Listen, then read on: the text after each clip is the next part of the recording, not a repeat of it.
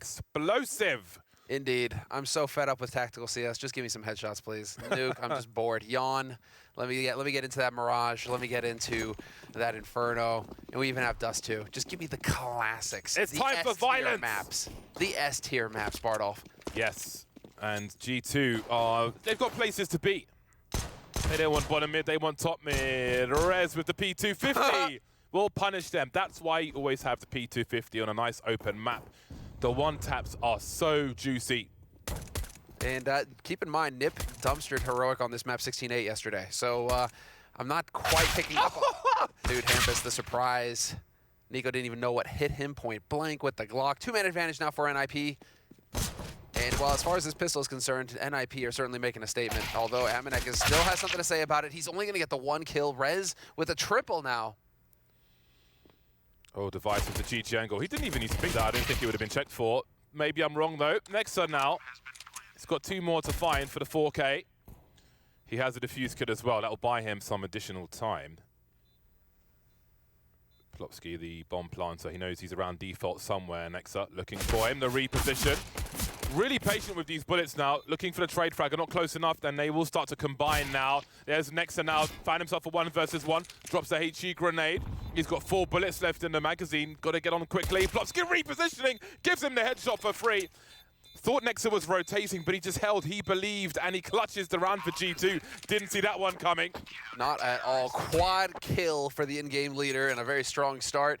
Individually, yeah, everybody's going to be excited about that one because NXZT is not on this team to do the heavy lift and to be clicking the heads, but he certainly can when given the opportunity. So good job on him. That's a massive clutch, and that's really going to throw Nip for an emotional roller coaster. Because I'm pretty sure Nip are thinking, with Rez giving them 2 kills at the very beginning of the round, well, we've got this pistol in the bag. What's next?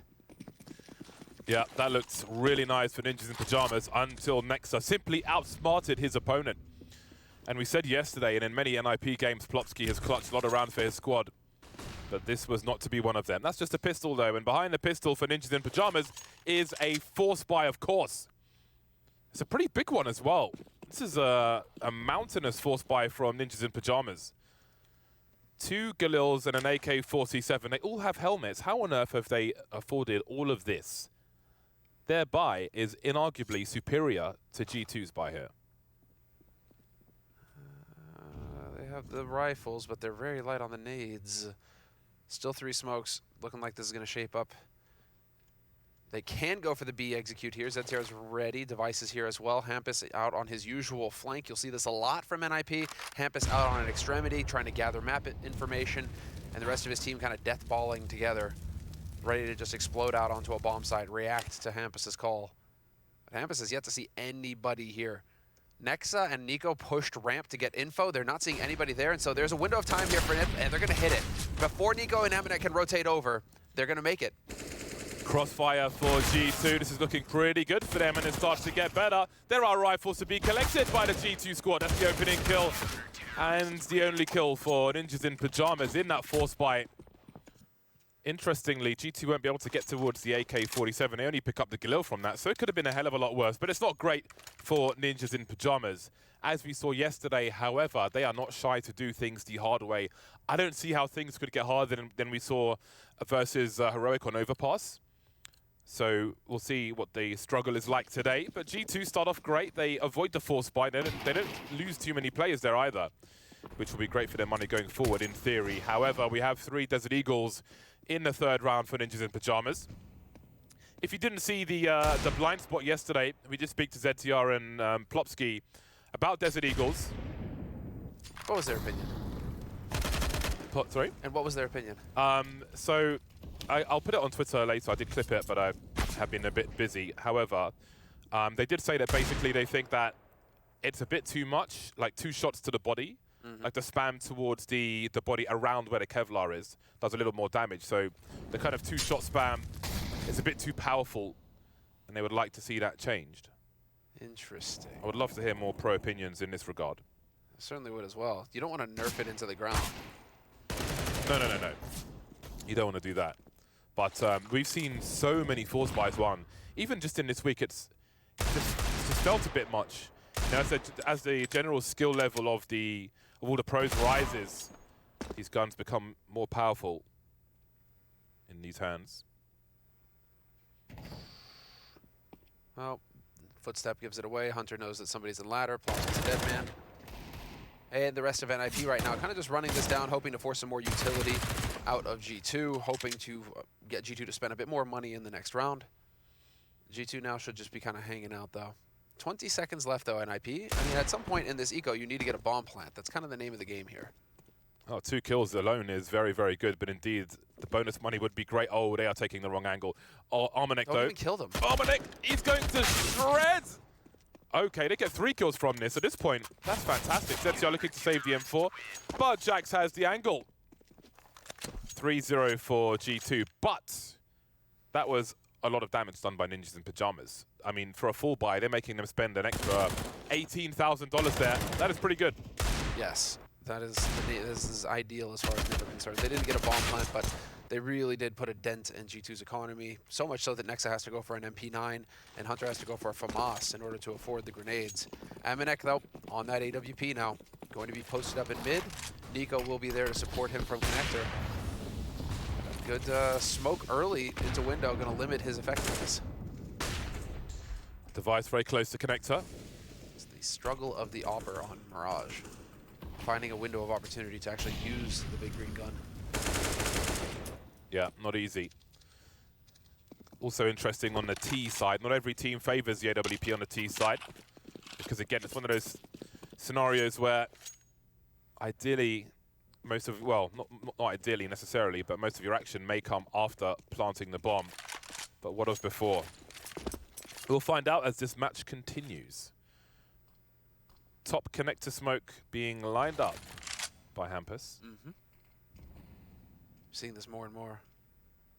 So that's going to put G2 a little bit in the dark. They're not going to have info on connector, short, mid. You can see Hunter kind of playing close to the smoke right now, thinking about it. He's got Jax to back him up, but they're going to back off to that bomb site, put a little bit of range between them and the supposed threat. Problem is, action's happening on A.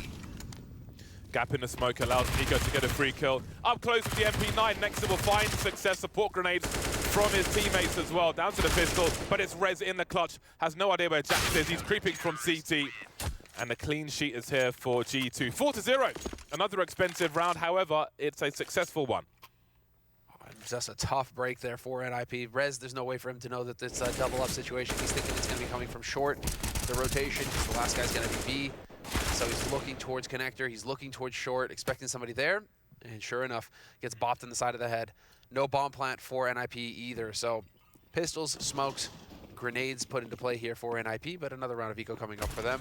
And it's looking like perhaps just an explosive play towards B here from NIP. I mean, with Tech 9s, why not? Mac 10, Tech 9, just yeet people out of windows and see if you can find somebody. Smoke lined up for the window, as we can see. If you're getting smokes towards that window, ideally you want it inside, otherwise CTs can creep through it. And then who knows?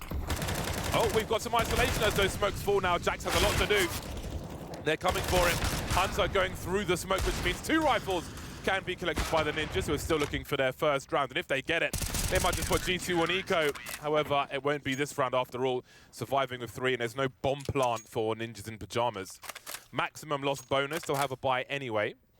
But again, at this point, max loss bonus, plant the bomb, 4,200 if you lose, which means you can buy every round. So at a minimum, you'd like to get that bomb plant. G2 will be content well, mostly content with how they're winning these rounds. But again, I'm sure they would like to win with more players alive, because NIP just needs to win that 1 round right now to break them and put G2 on eco. Bit more decisive play is what you're hoping for here from G2. Decisive wins. But Hampus doing a bit of chatting right now, and ZTR, a little bit of a chuckle. So looking like Nip definitely not dispirited just yet. I love that ZTR's laughing triggers Maui Snake. Why is that, though? Yeah, what is his problem? What's Maui's problem? He apologized. He didn't want to explain on the desk. You know, I was asking him why. You know, why is that? And yet Maui didn't want to say it. Didn't want to say it. We tried to force an apology out of him yesterday. He kind of skirted around it a little bit. So I think LA's getting to him. He's got a few issues over there. Seeing happiness in others is just, you know, it's just too much. Yeah. For his black soul. It's just the darkness is eating him. All right, we'll move on. 5-0. 5-0 for G2 on this CT side. And this time it's going to be Nip playing contact ramp. I like this scrimmy play coming out here from NIP. If they don't throw any nades in to announce their presence, there's an element of surprise that could work in their favor. Nice flash to force him off the angle, though. Nico going to get close. Little does he realize there are 3 players waiting in ramp. So we see Device on the AWP now, T side. Flashed off the angle by high-level game sense of Nico. Just felt something in this round. Things have slowed down, and maybe that leans towards the presence of an AWP. That's smart. 3 players on T-ramp for Ninjas in Pajamas. Just waiting to be given something from G2, but they're being patient. Slow and steady is the hallmark of Nip play. We saw it a lot versus Heroic as well, another steady team, and both of these teams love to use the clock and just play patiently, run it down. But now they're going to have to start going, and Amanek has been patiently holding this angle the entire time. So will we find a shot here in a moment? Smoke goes through. That should alert him to their presence. Flash over the top. As the flash goes, perfect. Nice little delay, and they're out. Nico is good for a multi. Smoke up in the middle of the site's going to make things very awkward. Look at the kill for this free-for-all deathmatch. Device 1 versus 2, 20 seconds. No angles to plant the bomb. CT and jungle are covered, well, more or less. Oh, Amanek! He's got stuck. Wasn't expecting that kind of spread. Jax was actually coming from the B bomb site, so Device has given himself a chance. Looking for his 3rd kill now as he makes his way towards CT. We'll see if he clears that all the way. Jax knows exactly where he is, but versus an AWP, what can you hope to do here? What angle does Device take?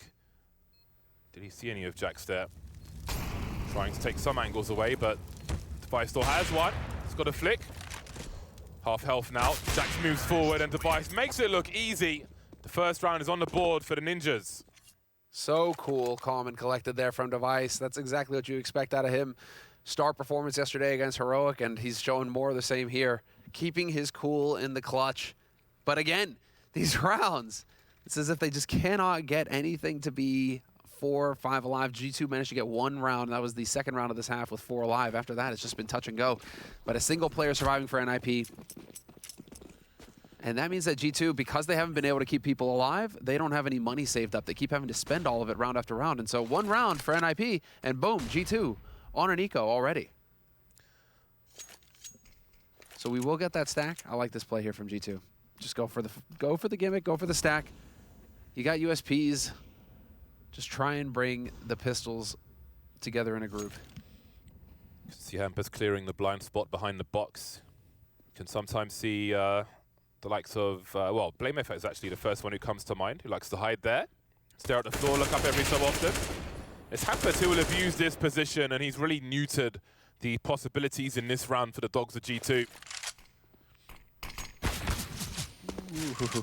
Well, that's 1 player seen on the A bomb site, so now they know, well, they've already taken B, but yeah, if they hadn't, they knew they were 5 versus 1 on the B bomb site, basically, which is how I like to look at scenarios like that. And Rez is already in a position to cut off a rotation from both sides. He has to be careful about not getting sandwiched. But Hunter's moving through connector, so they know where one of the players is for G2. Hampus is going to collect that kill. Amanek now going to get caught by Rez. And so all 5 alive here for NIP. Great stabilization here from NIP. 5 players alive. This is a great opportunity for them to build some bank. And while G2, did they make enough? I think they just have enough to squeak a by, but it's not going to be the prettiest. They're going to be a little light on the nades. And the countdown is in. So thought we had a timeout called there for a second, but looks like we want to just keep that flow going. NIP quickly over towards A. Again, Device going to get boosted up. Off angle here. Let's see if somebody gives him a target to shoot at. Not looking likely. Could be nice to hold an angle towards the top of the stairs where you can see a peak just like that as well. Hey, you come in eventually, sort of tight angle with the AWP, and it can yield great results. So we've got smokes coming towards jungle and connector. This could allow an inverse plant of the bomb, but the bomb's been dropped. Nexa with 2 thus far. There could be support flashbangs and such for him as well. Rez just creeping down into the smoke, but Nexa's found his 3rd. Starting to rotate away now. He could be on for an ace here, as he is still the only man on the site. But as the smokes go, Nico and Amanek are also close. The bomb is almost at their feet. So Ninjas in Pajamas' road will become a lot more difficult. Hostile terrain for the Ninjas on the A bomb site. And Nex has just disappeared. Insta kill from Rez. This was a 2 versus 5. Now a 2v3. Connector and jungle are where the remainder of G2 are. They may put a forward smoke out to create some space for themselves. You can also see that in the Aoros smokes play. Jumping on the box. If anyone stands by default or fireboxes, once that smoke goes, that'll be quite useful. Well, they may just get a bomb plant out of this after all. Still alive now in the 2 versus 3. Rez going back to the well one too many times, leaving Hampus with 10 HP to find 3.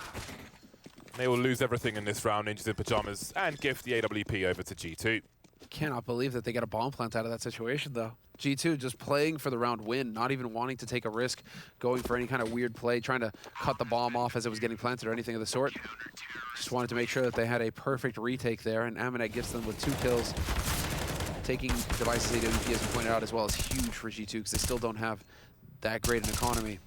But these shots, man, these shots. Frustrating round there for Nip, just getting caught by Nexa. Nexa with the overperformance again. We saw it in the pistol, and we saw it then. Nexa coming up in spades for his team. 9 kills for him so far, and most of that is just from 2 rounds. I like that faster variation of that incendiary onto A ramp to the one I was talking about yesterday on Mirage. A lot safer to deploy as well. There's so many grenades to pick up from these demos, honestly. That was a close one. Oh, how about this boost over the smoke? Nico is not expecting that, and that's an opening frag for the Ninjas. Armanex in an aggressive position. I think he's been spotted, and that's information for Nip as Hampus will pass again. Now, I do wonder if NIP will head towards the B bomb site. Short is actually quite open. Not sure if they realize that at present. With the smoke up in connector, you'd expect a stronghold towards A with a player in apartment, but now he's been spotted. There are question marks. Sound cutters, Ninjas in Pajamas posture towards this B bomb site. But what is the go command? Are they waiting for a reposition from G2 to punish and then continue? There we go. There it is. The patience paying off for Device now. As Ninjas in Pajamas pursue the B bomb site, Jax is in a lot of trouble. Hammer still lurking, deleted. Now Jax has high ground advantage for the retake. But how much of a retake will there be? Not much, as he falls after Nexa, leaving Armanek in a 1 versus 4. I think he wants to hold on to his AWP. You know, they know where he is at that point. As soon as he gets that kill, it's done. All 3 players for NIP are going to be facing that bomb, or facing him rather, up in apartments, and there isn't really too much of a hope for him at that point. So nicely done by NIP. Clever, what do you say, gimmicks at that point. That boost in mid is not something you see very often. So for it to work for Rez in this round, I mean, that is impeccable stuff.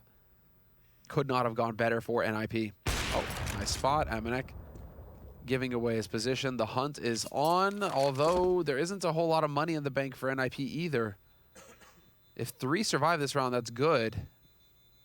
Device is taking this fight because he knows his teammate is here to save this op if he were to die. And it's looking like Amanek will survive the round. So, nicely done. Nip not trying to overextend too much there. Keeping 3 alive, keeping those guns alive is going to be important for them. And if Amanek, you know, saves an AWP, it's not the end of the world. You need to identify where he's playing from, and you can isolate him in this round. So we get that tactical timeout getting called. First one of the map here for G2. Yeah, this will be a very stimulating round from their, well, from a spectator's perspective, let's say, with regards to G2. Haven't bought anything at present, so I'm hoping for a hero AWP angle. Always makes for a very exciting round. It will be a force buy, it looks like. Nico at about $2,000, leaves $450 in the bank, so Desert Eagles are coming out, but they're not splashing all the cash. Will anybody pick up a diffuse kit, I wonder? Doesn't look like they will. So they've got the Abacus out, and they're leaving a certain amount of money in the hole. We have the FAMAS for Hunter and the AWP for Armanek. I mean, still in this situation, you really need something to go your way, be it Desert Eagle, the hand cannon, or the big green gun. Rarely seen in green these days. Probably makes no sense to many of our viewers, but the stock AWP, made in the UK, of course, is in a gorgeous green color. We actually went to the Accuracy International offices and met the guy who created this weapon. The UMP. No, the AWP. Oh, the AWP. Yeah. It is quite a banger. Speaking of Devil, Almanek drops the smoke, allows his teammates to rotate through the door with some safety.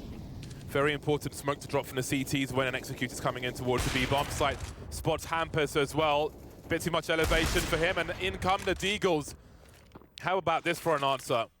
NIP find themselves on the B bomb site, 2 versus 4. Not what they were looking for, and again, they'll wait for a peek, but there's no need for G2 to do so. Almanek's getting his best American Ninja Warrior impression on, and he's made his way towards Cats. Doesn't quite see Rez by the bench. Rez is always down for a clutch, but maybe not this time. Takes one in the ear, and that leaves Device alone versus 4. Potential for a double AWP situation now.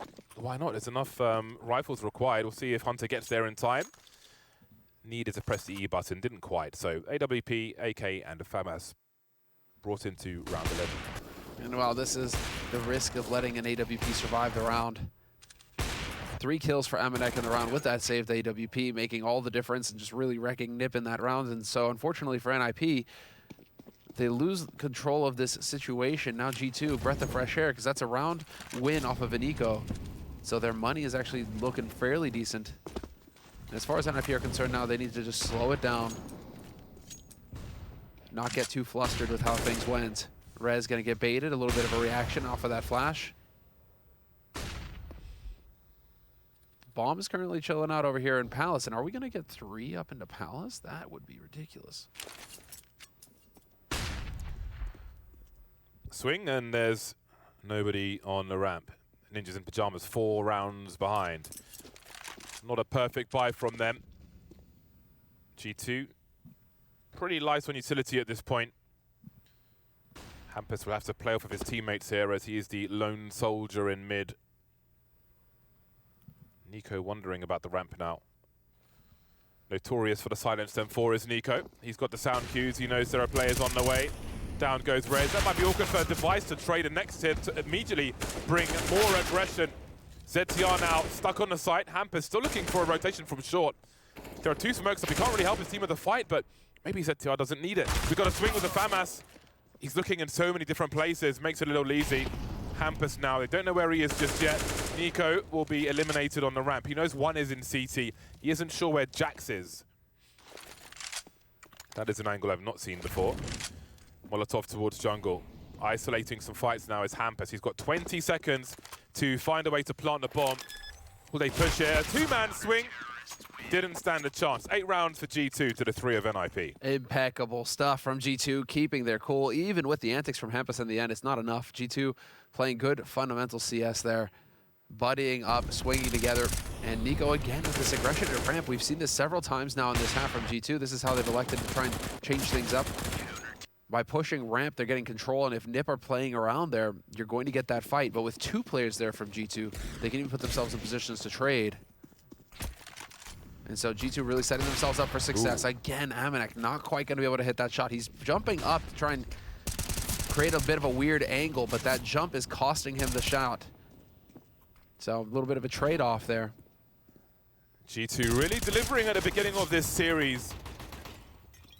Nico very, oh man. 1 bullet. That's a nice one from Nico. 11 for 9, racking up the kills now in these anti-ecos. It's getting better. It's looking better and better for G2 now on the CT side. 9-3, so they've won the half regardless. Anything they get past here is just going to be goodies, right? Sweets, candy, icing on the cake. Would you say ice cream? Yeah, ice cream. Ice cream? Ice cream, right? Not on the cake. No? You don't put ice cream on a cake? Icing on the cake, not ice cream. Ice cream is on a, you know. You put that on a pie? Ice cream is the frozen stuff. You don't mix, you don't put ice cream on a pie? Oh, well, maybe a pie. Okay. Maybe a pie, yeah. I'm glad. For some temperature contrast, you know? Exactly. Desserts in a good restaurant.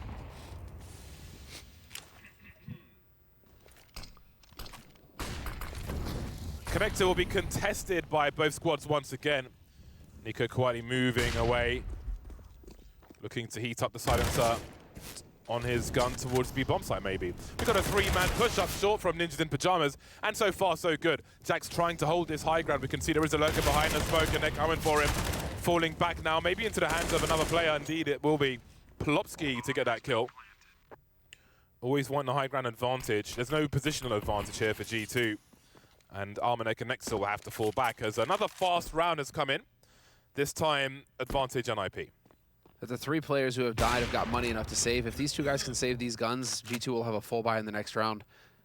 And NIP don't exactly have terrific money either, so hunting is going to be a bit tough for them. They may want to just put themselves in position now with 3 to just save these guns. Play passive, hold off angles. I'd be really surprised to see Nexa walk up in here. Nexa playing a bit with fire. Yeah, Nexa unsure as well if they were out mid or not, but this is going to be a save on both sides. And G2, because of this, will actually have a pretty solid buy going into the next round. And NIP can drop guns and get things going as well for themselves. So far, NIP seem to be feeling like they're getting a bit more value out of that B site hit. We've seen them go back to that several times now. And I mean, if you can isolate Amanek and make sure that Amanek isn't there to just ruin your day, this may be a winning situation for NIP. And so Plopsky, yep, ZTR device heading up into B apartments once more. Hampus again lurking towards top mid is what we expect. He's got Rez to help him out here though, so a little bit of a buddy system, holding to see if there was going to be any aggression from G2. But here it is, that op. They've put it over towards B, G2. Amanek is ready and waiting, looking to pop a shot here. Device, he's holding the angle though. This does not favor Hunter. It really doesn't. A very difficult angle to emerge the victor on. Interestingly, Armanek falls back with the AWP and focuses on Cat. I mean, in fairness, G2 don't have any vision of the mid area whatsoever. We've got Hampus in connector, which is smoked. Nobody in the window. There's a molly close to it as well. So denial of information. But Armanek wants some info, and he's about to find some. A kill on Therese, focusing now on the apps, and he will get traded by ZTR, who does one better and deletes Nico by the bench. Hampus now here to cut off rotation. And finally we see the full plan, 2 versus 3. We'll see what G2 choose to do. Hold on a second. Bomb's not even planted yet. Suddenly the numbers are even. Nexa has a kit as well. I can't imagine they'll give up this one. Is it a double short play? We'll see if Nexa's got the jump. Oh, failed. Second attempt maybe. One more. There we go. Yeah, there we go. Right then, double short play. One last scene in the market. Do they play the bait setup? Swinging together, but only one's been spotted so far. Plopsky now in a 1 versus 2. Still wondering about the market. Doesn't realize they're both coming from the short position. Maybe he hears them. Nexa in the red will be the first one to be dropped. Jack's now close around the corner, but the bomb's too far ticked. Plopsky dancing.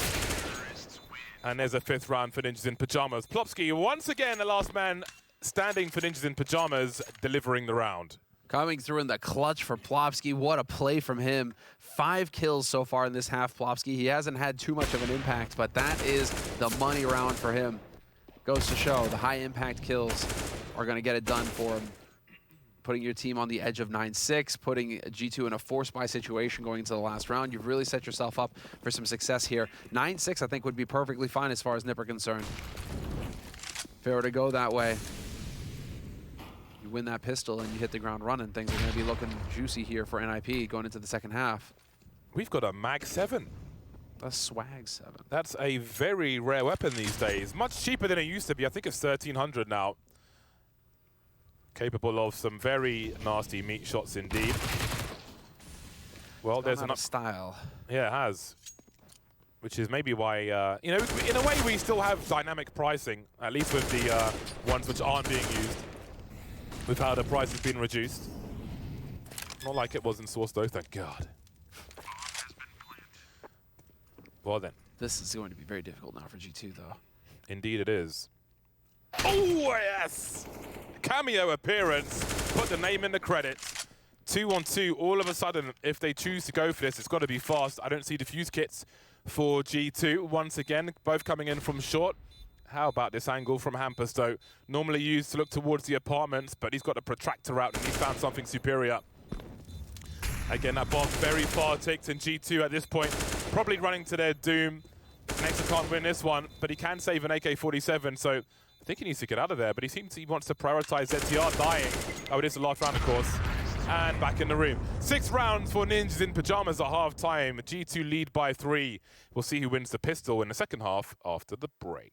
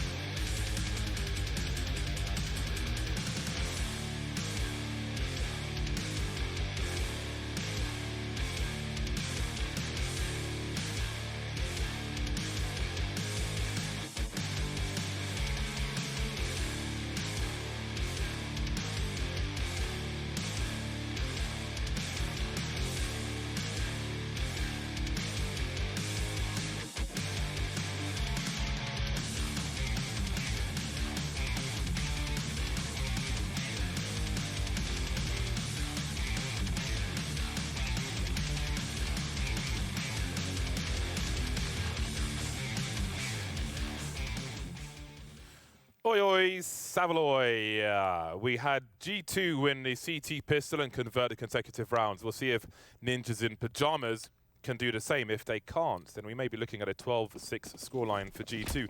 Many different things could happen here. We'll have to bear witness and see. Let's not forget the quite impressive clutch we saw in that pistol round. See if there's an individual performance here again. There is so much utility in this pistol from G2. I remember the Classic versus Pro squad would always experiment with pistol rounds and try and bring a lot of junk into them, and G2 may be inspired by that. We'll do the same here.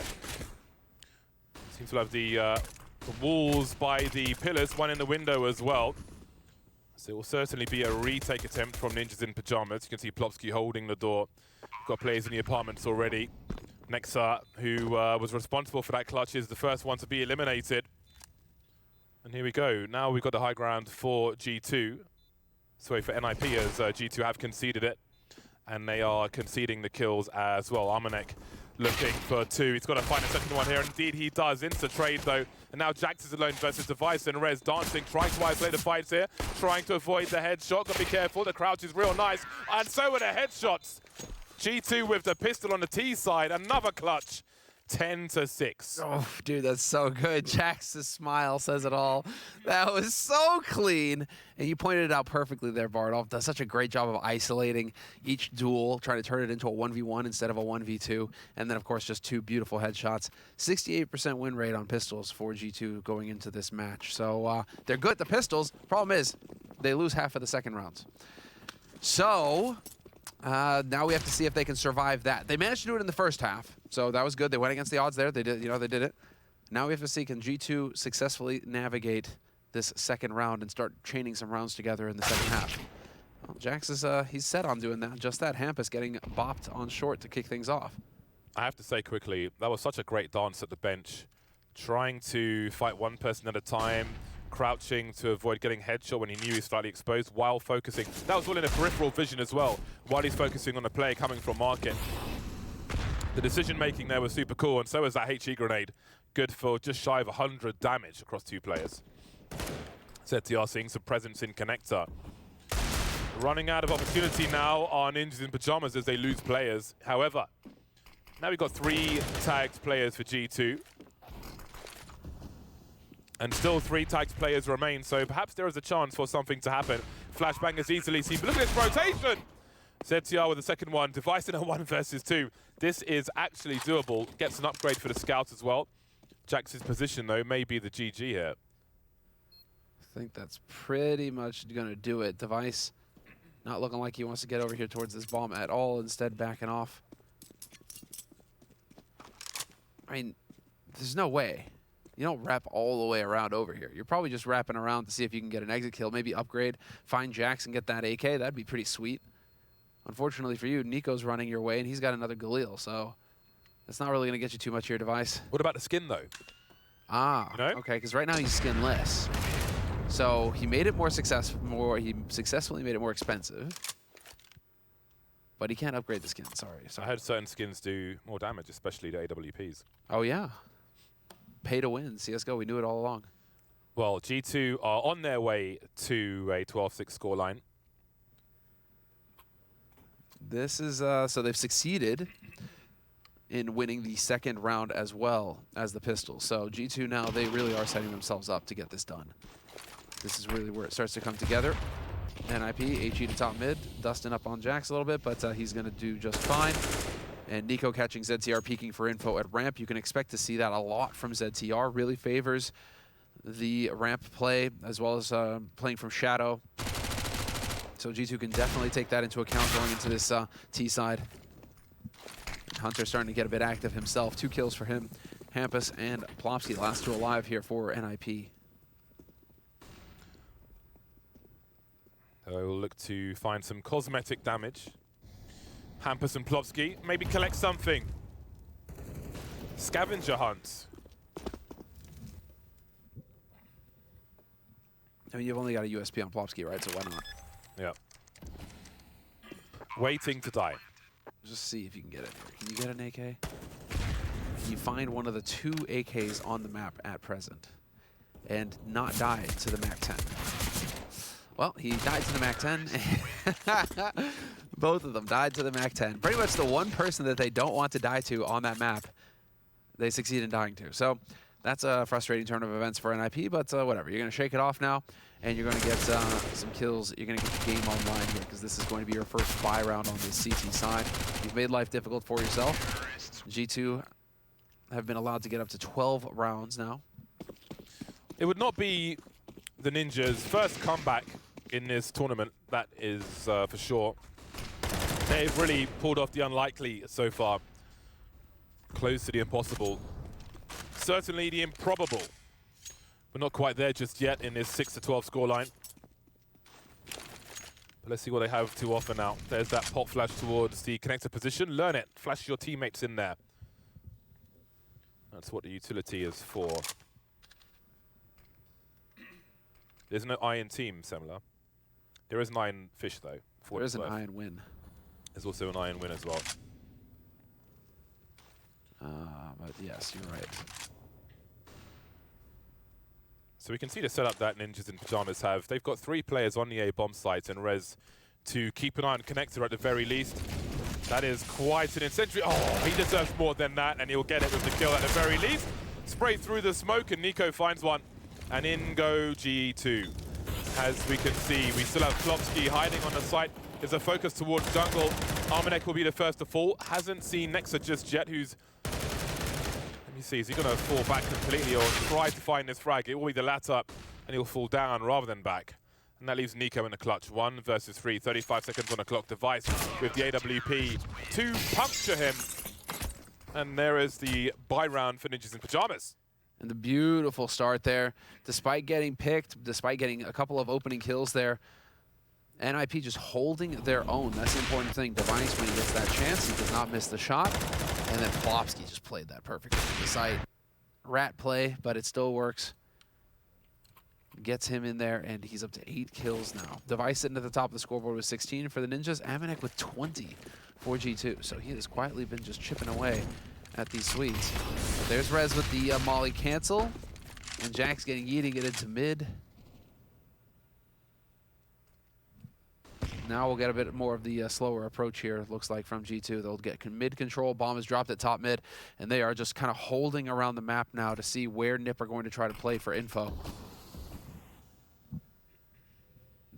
Nico just waiting for ZTR to push ramp as well, but ZTR is just content to sit. Yep. And there it is. Rez right over. Just, again, dude, they have to peek you when you're either looking at your minimap or you've pulled a grenade out. You know? That's just the way it goes.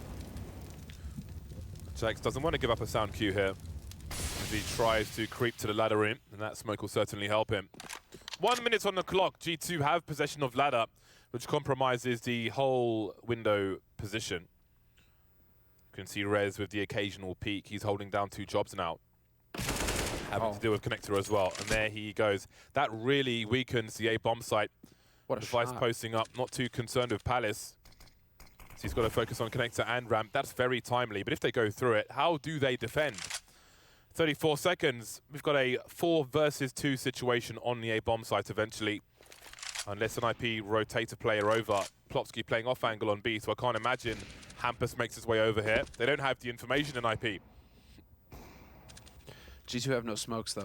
They only have the flash and the molly. Flash over the top. Why still going to hit that shot, though? Nico through the edge of the box survives it, and ZTR is here playing from Sandwich. Once again, seeing this position get more and more action. Nice trading here from G2, still with the man advantage going onto the site, but they don't have time to plant the bomb. That's it.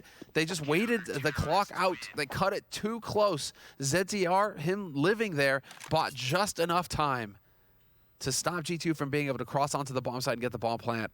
Yeah, that smoke was clutch, and dancing from Sandwich certainly paid off as well. Slow rounds on the T side. G2 will call a timeout to discuss the way forward. And indeed, that's just the second round in this half from Ninjas in Pajamas, and the gap is close to 4. I think we're going to start seeing more Molotovs get used on Sandwich now. Because for a while, their team stopped Molotoving it because nobody was going there anymore because the Molotovs were getting thrown there. But now that the Molotovs, people aren't throwing the Molotovs anywhere because nobody's going there anymore, Bardolph. Well, you know, now you have to start throwing those Molotovs to force them out of that position again. I don't mind a bit of fire in my sandwich. Yeah, you saw Launders. You went and got one of those like spicy chicken sandwiches yesterday, dude. That stuff though, it's like when it just burns. There's no flavor. It just burns. I don't know, man. I can't get on board with that kind of hot sauce. It's too much. Yeah, it's that's a different kind of challenge. Not one I'm ready for. No, not for me. Amanek posting up on T ramp. There'll be a flashbang for him. Device didn't get much out of those spawn plays, and we'll see if Amanek suffers the same fate. Nico with an early execute of a Molotov. The wine bottle up top. Device and ZTR at the bottom. Oh, it's spreading, and that's going to cause a lot of damage for Device. We can see a bait setup now. Device hiding, but oh my god, he's on 8 HP. I do wonder if they hard check for this position. Big headshot to start off with from G2. Not fully committing just yet. Device wanting to swing, but he's kind of blind, and there's another Deagle headshot.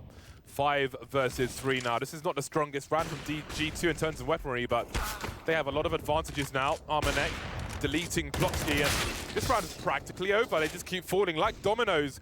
Ninjas in Pajamas. It is Rez left. He's very dangerous, but I think G2 are way more dangerous in a round such as this. He's currently the highest rated player for an IP right now in the tournament. 1.13 rating, Rez. So overperformance from Rez, or at least finally starting to see him live up to the hype and live up to his role on the team. Very curious to see how he's going to perform when we go back to LAN. Hopefully we'll continue to see this shape from him. But here right now, for NIP, he is a heavy hitter. Unfortunately, a 1v5 I think would be a tall task for anybody.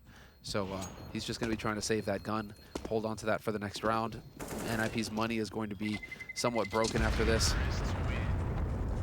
And this should allow G2 to get up to a 14th round, barring some kind of crazy force buy here from NIP.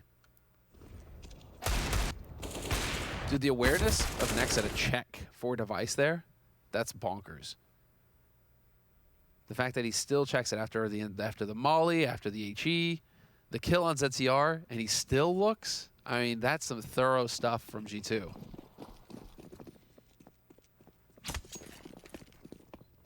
Rez, where can he get this rifle in play that's actually going to have an impact? Okay. Putting himself in a position, a little bit of an off angle here in mid, but he can also quickly rotate to short if he feels like it.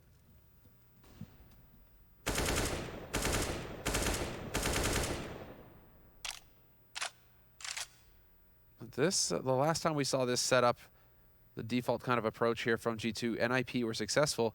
I like to see G2 going back to it now, though, because now NIP don't have the rifles. So we should see this actually work out for G2. And yeah, you can see Rez now trying to change up the angle, trying to decide what does he want to do.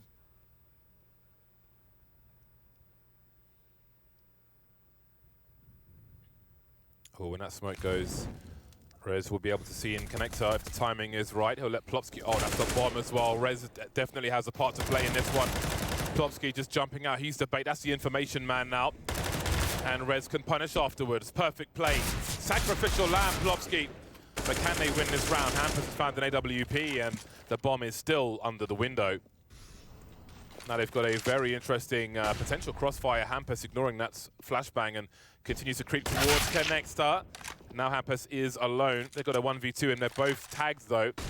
Considering the USP, there is a window play on the way, so Hampus could be in trouble here. Focusing on Hunter, who's baiting him. Does he realize though? He doesn't. Nico clutches the round.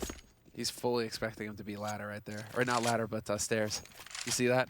He's like not taking the bait because he's thinking the second guy's got to be on the site somewhere. Got to be on stairs. That's such a tough break for Hampus. But they were one step ahead. So well played there from G2. But again, G2 coming so close. Rez almost being the hero there. But the fact that they even dropped that bomb carrier, that's the whole reason why NIP have a round at all in that situation. Now, however, this is going to be it. They have to go for the buy here on IP, and it's going to be a limited one. And G2 setting up for default day execute by the looks of things here. Taking advantage of the fact that NIP might be light on the grenades this round. Here we go. Very fast round into the A bomb site. Molly's downstairs. We'll see what the response is from Ninjas in Pajamas. Hampus with some spray. Jax will be the first one to fall here. And IP has to hold on to this, otherwise it's game point for G2. So far, so good. 5 versus 3. Hampus now waiting for the smoke to go, as is Hunter, but a pre-fire is there just in case. The game sense is very high in this server. Almanek and Nexa have got to do some damage there, because the money's low for Ninjas in Pajamas. So as more frags they get, the better. It will be 2, and NIP will find the defuse and make their way to 9 rounds. They'll be 5 behind, so it's still an uphill struggle for them. Yep. Still just what's so difficult about running these rounds? When you go for those A executes, teams are so good on the defense now at just putting shots through smoke and just doing damage. You're so rarely going to be able to get out onto the A site scot-free if you're throwing in all the nades and letting them know, right? Sure, you get your smoke wall down, but you can see you're just getting the majority of the damage is being dealt through smoke. NIP don't even see you. And they're killing you, right? That's the name of the game now on the CT side of Mirage. You're just so used to seeing these default executes. You know what to do when those nades come through. And so it's why you see a lot of teams, just kind of lurking around, holding angles, waiting for the mid-round. Because just going for the straight executes now is just risky business. Teams are far too good at dealing with them. And so we have Hunter lurking around in mid now. We'll see if he can win this duel against Hampus. Smoke goes down. That shouldn't stop him. Oh, but the double push on short. He was not expecting that from Device. Success for now for Ninja in Pajamas. Interesting smoke in CT. Hampus gets absolutely wrecked by Nico, who's made it to 20 frags now. Those are angles you hold of an AWP. But just with the AK, Device to be warded off, entering jungle for the time being. The tap from Nico, he is ready. Through the smoke, he tags Device as well. Bomb being planted for connector. Almanek wrecked in the meantime. Device creeping through from multi-frag. 3 versus 2 for a very brief second. Nico continues with the taps in all directions now. 27 HP. He's 1 AK bullet from death. We can see the double peek being lined up. They're waiting for him to peek. They've both got kits. Plopsky creeping and just pops up. Jack in the box, but he's got a hammer, and it goes straight into Nico's face. And Nico had that angle too. He just crouched for an instant, but he's holding that angle the entire time. Still, good round for G2. They continue to make this so expensive for NIP. Now G2 are in a situation where I think they want to go for a half buy here. They still have a little bit of room for error, so instead of going for a crazy force buy where you're really going to put a dent in your economy and make it awkward, just go for a half buy in this round. Take your time with it. Tech-9s, Deagles, couple of nades. No need to get too crazy here, as the smoke is going to go down towards window. Very nice. Instant smoke from the spawn, and here is going to be the B hit. Thinking about it, at least. With no nades, though, man, this is where life gets really difficult. You kind of wish that there was at least one flash grenade to work with here for G2.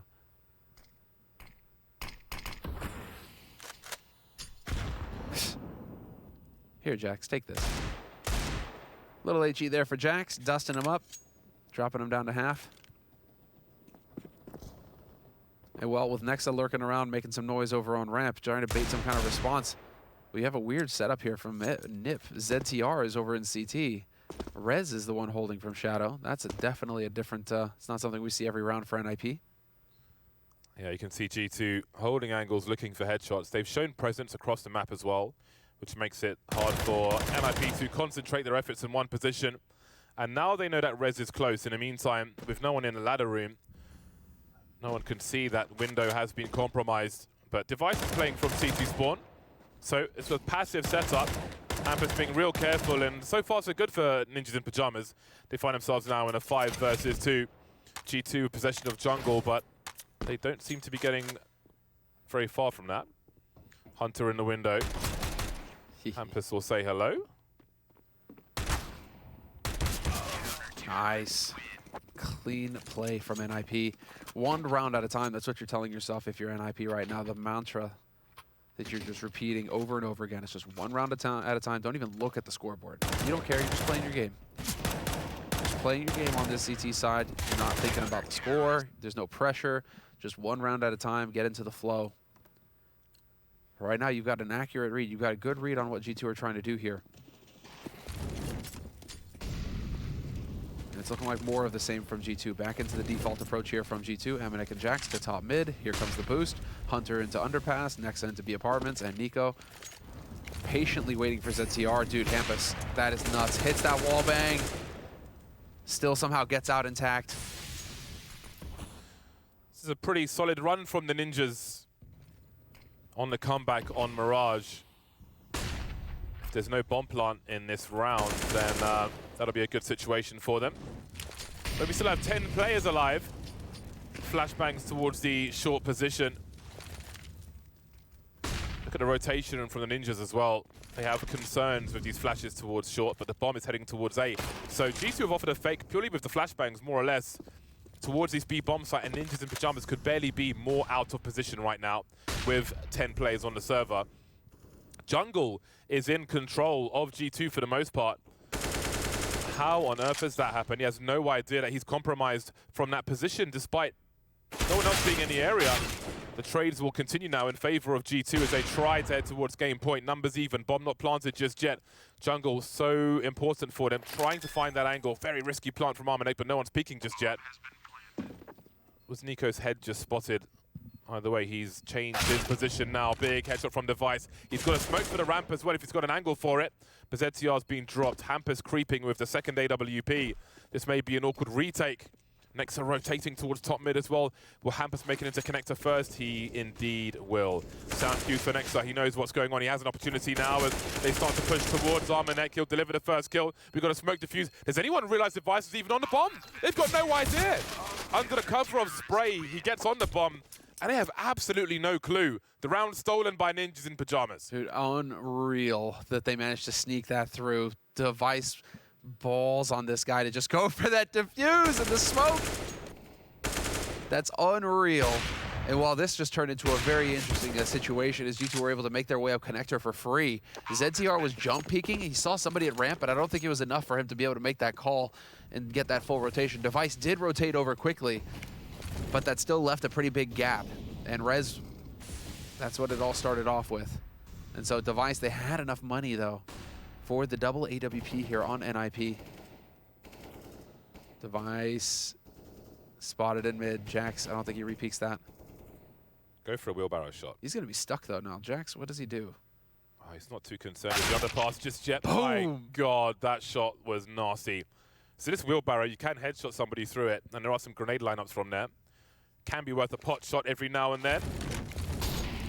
Timing working out for Hampus. He presses forward as well, but Nexa is just as ready for the headshot. Dude. This is a very strong situation for G2 now. Look at the money for NIP. If they lose more plays in this round, they are in so much trouble for the comeback. Rez, what does he do? Does he stand and fight? He's got to fall back? Surely they've got to save here, Ninjas in Pajamas. These mollies are taking all their angles away. If they lose these weapons, it's GG. It is. So if you leave it, do you believe in your ability to run it back? And do you let G2 get up to match point? That's the question. Oh, Plopsky. Oh, Plopsky. That is going to be rough. He gets it third time's the charm. Manages to get it, but it's still a man advantage for G2. And NIP are just stuck in a box. All players for NIP are on the bomb site, fully encircled by boy. G2. They have no control of anything. They're not on the bomb just yet. I can't see this happening again. Starting to defuse the bomb now. Yes, they've got the angles for it. Oh my God, I thought it was happening again. G2 make it to game point, and Ninjas in Pajamas lose everything in a 3 versus 5 retake attempt. Look at their money. It is in the bin, the bottom of the bin with the bin juice. Yeah, you want to say that that was a bold play from NIP, and it was, but sometimes, you know, discretion is the better part of valor. It's better to just back off and save those guns for the next round, let G2 get up onto 15, and then play for overtime from there. Because now you are in a dire situation if you're NIP, and what is this manners timeout getting called by G2? Tactical timeout called by G2. And we're going to get a technical timeout called as well. Should get a round reset. Well then, a very tough spot NIP were in. Exceptional headshots from G2. Those 2 opening kills were pretty special. That one from Jax, my God. That is nothing but confidence. There are so many players in this tournament who I feel like don't have the storied names or the general name value of the more tenured players, like a Device, for example. I think Jax is one of those guys who flies under the radar. I know some of the analysts here have spoken very highly of him in this tournament so far, but again, you know, these guys need moments on the big stage to really cement their names in the halls of Counter-Strike, and heading towards the major. Certainly one way to start doing that. He just has that thankless task of being the entry man, right? Not the easiest task. Nobody wants to do it, but somebody does have to, and it does play into his style. And we saw the impact it had immediately on the roster when Jax was brought back onto it, when all of a sudden they had an entry man. They had somebody who was willing to go in first and create space for the team to play off of, allow for Nico and Hunter to follow up and get the kills off of it. So, I mean, Jax plays that thankless role, but he does a fantastic job at it. G2, their level shot through the roof when he came back, and that you could really see how the roles came together. And so, yeah, you do have to give a whole lot of credit to Jax, to Malik, to Nexa for all working together to get it all to come together and really play to this team's strengths. Though I will say that his, oh man, I'm not looking at his rating. We're going to scroll back up. Okay. Map point for G2, 15-12. And yes, it is the Force Buy full on here from NIP, and we are going to get that mid-aggression. Jax is going to get caught with the nade in his hand. This is the default. G2 going into the default, getting punished. NIP, they had to just hold W, and it worked wonderfully. Oh, boy. Oh, he doesn't land the headshot. They really needed that kill. That hurts. Hampus with a quick jump peek, and Nexa will throw a wine bottle in his direction. Man, that could have been the kill. But there's still a chance. Device still persists with the AK-47. 3 game points for G2 on NIP's pick of Mirage. And things are starting to collapse now as Hampus is killed in B apartments. G2 just holding position at present, but as these rounds go on, they tend to end in disaster. Not just for this team, but across the board really in this tournament. So many unlikely rounds have been won. 48 seconds, and you don't want them to wait for time pressure. The bomb needs to be collected. NIP separating now across sites, no trade fragging to be done. 35 seconds on the clock. Plopsky has made his way towards the B bomb site, leaving device now. The Palace push is waited for by Nico. He is rewarded. So much for Plopsky to do now, with an MP9 no less. Spoke to him about difficult situations on the ramp with an MP9 on nuke, having to fall back and just being in horrible spots, and this is one of them, and a smoke to go through as well. He's managed that at least, but how do you avoid getting trade fragged? How do you even go for a spray transfer with an MP9?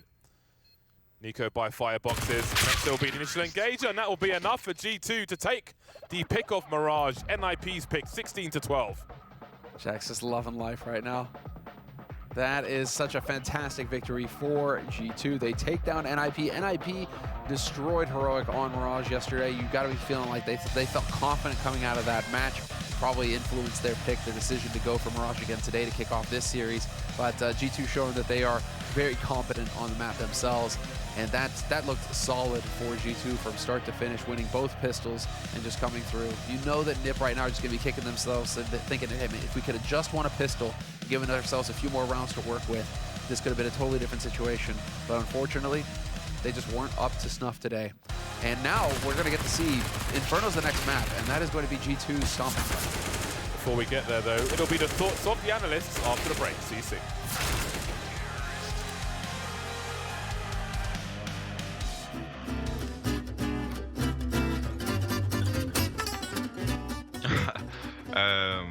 I would probably say Gate for my team. We're having like this thing where we just tease each other, and I usually call him the worst guy on the team with like instinctive grenades, you know, and he's always like, no, I'm the best, and usually he just always fails, and I'm laughing in the chat. Mousepad is pretty good at it. Oh, it's me.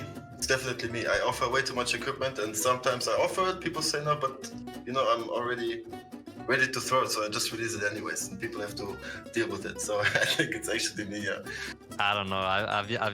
I've seen one clip of Kenny S when he played for G2, and it was like a super funny clip. So yeah, I'm gonna say Kenny S. I can't say anything else, but it's probably me. That's a good question. I would say boxing, man. Some of these Amazon flashes, he called them, they are really cheap sometimes. But sometimes they're good, but sometimes they come in my face.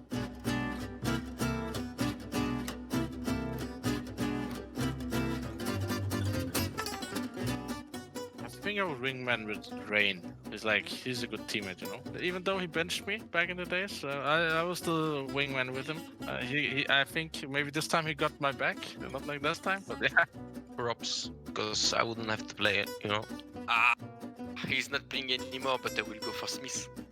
My bromance. It would be Robs, because I like how Robs plays, and he would carry me in my first wingman game. I never played wingman in the, in CS.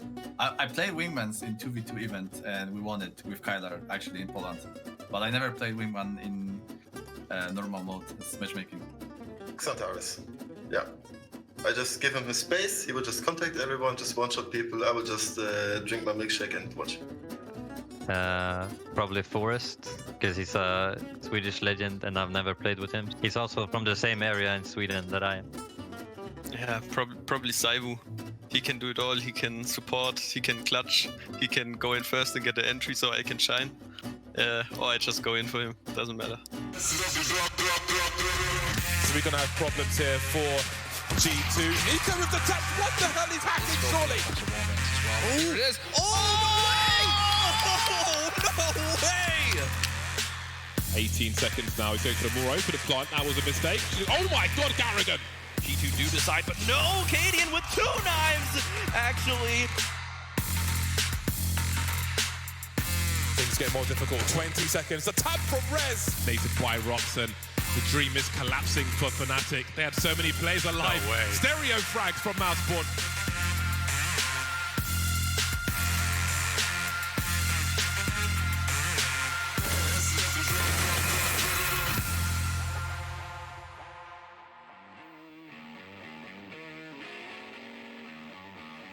Well, in the first matchup between these two teams, it was Mirage as the decider. G2 barely pulled out a win, 16-14 to send NIP into the lower bracket. This time, NIP picks Mirage as their first map, and they lose it again. So in spite of the fact that Mirage has been a map that either NIP has been winning closely or losing closely, as in what we've seen before, they kind of lose a little bit worse this time around. It's appeared pretty dominant overall from G2. Never really lost control of the situation. Yeah, again, G2 got to be pretty happy to be able to play Mirage as a first pick against them in a veto. It's just this nobody really strong. G2 have an advantage in that, again, they ban overpass right away, which takes out a strong option for NIP, but surprised to see this and not surprised by the results. Yeah, I think that G2 are just comprehensively a really great team start to finish in most of these rounds. It never really felt like there was a point or any kind of advantage or edge that NIP could find. There were some kind of late round shenanigans where NIP were able to come out on top here and there, but all in all, I'd say that G2, the way that they start rounds, the way that they play off of each other in terms of just setups on the fly, all of that, and the individual firepower, it makes Mirage a really tall task if you're trying to like take that away from them. Do you agree, because we got the same maps as we did in the last meetup between these two teams, but in a different order, right? It was Dust 2, Inferno, Mirage the first time. Now we're starting with Mirage, going into Inferno, and then Dust 2. Do you think that's an issue? I mean, clearly it might be for NIP right now, considering that they are on the cusp of being eliminated with an 0-2, depending on how Inferno goes. I think it's an issue because the individual story is an important one. The Hunter is like their lowest performing player and still had a very decent score line. I think that's the biggest issue, and that's always the biggest threat on Mirage. I think you pick the map if you feel the most confident individually, because they're, I mean, a lot of the rounds, like, I actually wouldn't say that this is an unsurprising result because it seemed like G2 are going to win every time. I'm just not surprised that they could win and that they looked good in most of the rounds and that like their individuals did show up and Jax got it together for that pistol round and some of the clutch rounds went well and Nico's controlling so much space with his rifle. I'm not surprised at those things, but it was competitive still. And when we go over to Inferno, I think it'll be a similar problem in that regard, where the tools are there for G2, but the individual level is very high as well. Well, we'll get into Inferno in just a moment. First off, we have Alan joining us to do a round 8 breakdown. Thank you, Monty. So jumping into this round in the first half, and G2, they're here on the CT side. Now, what's going to happen is that NIP are going to explode out of this ramp area. And something to notice is how far Nico is away from all of his teammates, and this will be important in a few seconds. For NIP, they're going to explode out with smokes on towards these positions. And in reaction, the G2 players start putting down as many nades as humanly possible on towards this palace area to give Nexa a hand. Now, as this one plays out, a molly actually lands on Nexa to make his life really difficult. He smokes onto it, takes one duel versus DCR, wins that one, swings out on a flash from Nico and gets a monster second kill. And now Amanek going to throw another flash just here for Nexa to swing out from under the balcony. And he makes it 3 kills as G2 bail themselves out of a really difficult position with some excellent team play. What did you make of that one, guys? Back to you on the desk. We're going to take a look at this from the player perspective so you can see how it was. Yeah, so this was Nexa. He throws the smoke nice and deep into the corner of the underbalk so he can actually still stand here, which opens up the angle. And this is a really important tactic. I think Rez actually misplays by not coming out of the smoke at all in this situation, but they actually almost bring back this 2v5. Yeah, it was pretty close, but one thing I want to highlight is that ZTR has had some exceptional T-sides so far at this tournament, and in this map, on their own pick, he only found 6 kills on the T side, and I usually attribute an entry fragger's scoreline on the T side not as much up to them, but the game plan of the overall team, and the fact that he really didn't have impact. You can see his scoreline at this point, with 7 rounds already played, actually going to be 8, on 1 and 7. It shows that the initial game plan from NIP was not actually catching G2 off guard. And the rest of the round basically plays out in such a weird way where the smoke comes down in front of the stairs to the CT side to... I don't actually know why the CT's through the smoke. Top con smoke comes out, which allows for the plant. And Almanac has to shoot through his own smoke or someone's smoke to try to bring this round back. And at this point, it's already too late. There's only one player live at Tompus, and there's 3 players coming at him. Yeah, I think Alan highlighted really nicely how at least G2 were able to kind of isolate the one palace angle, the fact that they were chucking mollies at it, some smokes at it, so that Nexa, he only had to worry about the kind of sandwich line cross. That makes things a lot easier for him. So props to Nexa, and also props to G2 for having those kind of reactive protocols that they know if this kind of A hit comes out, we're going to support Nexa in this exact fashion. I had a problem characterizing this game from the perspective of conditioning because it felt like definitely a lot of NIP's game plan on their T side was directed at Jax and Cats and trying to take control of space on that side of the map, but it just didn't always work that well. There were so many rounds that G2 were able to like bring it back off of the rotations. There's like huge individual rounds, so it didn't feel like any of the conditioning game plan from either side actually worked that well. So kind of the rounds breaking down the mid-round calling is what determined it as opposed to any kind of advanced setups. Yeah, any kind of like overarching view of how, you know, the whole story of the half should go didn't really feel as important as a lot of the individual plays, which made it hard to figure out who was the better team. I would agree with that. I think there was so many kind of 3v3, 2v4 kind of things that just got really turned on their head.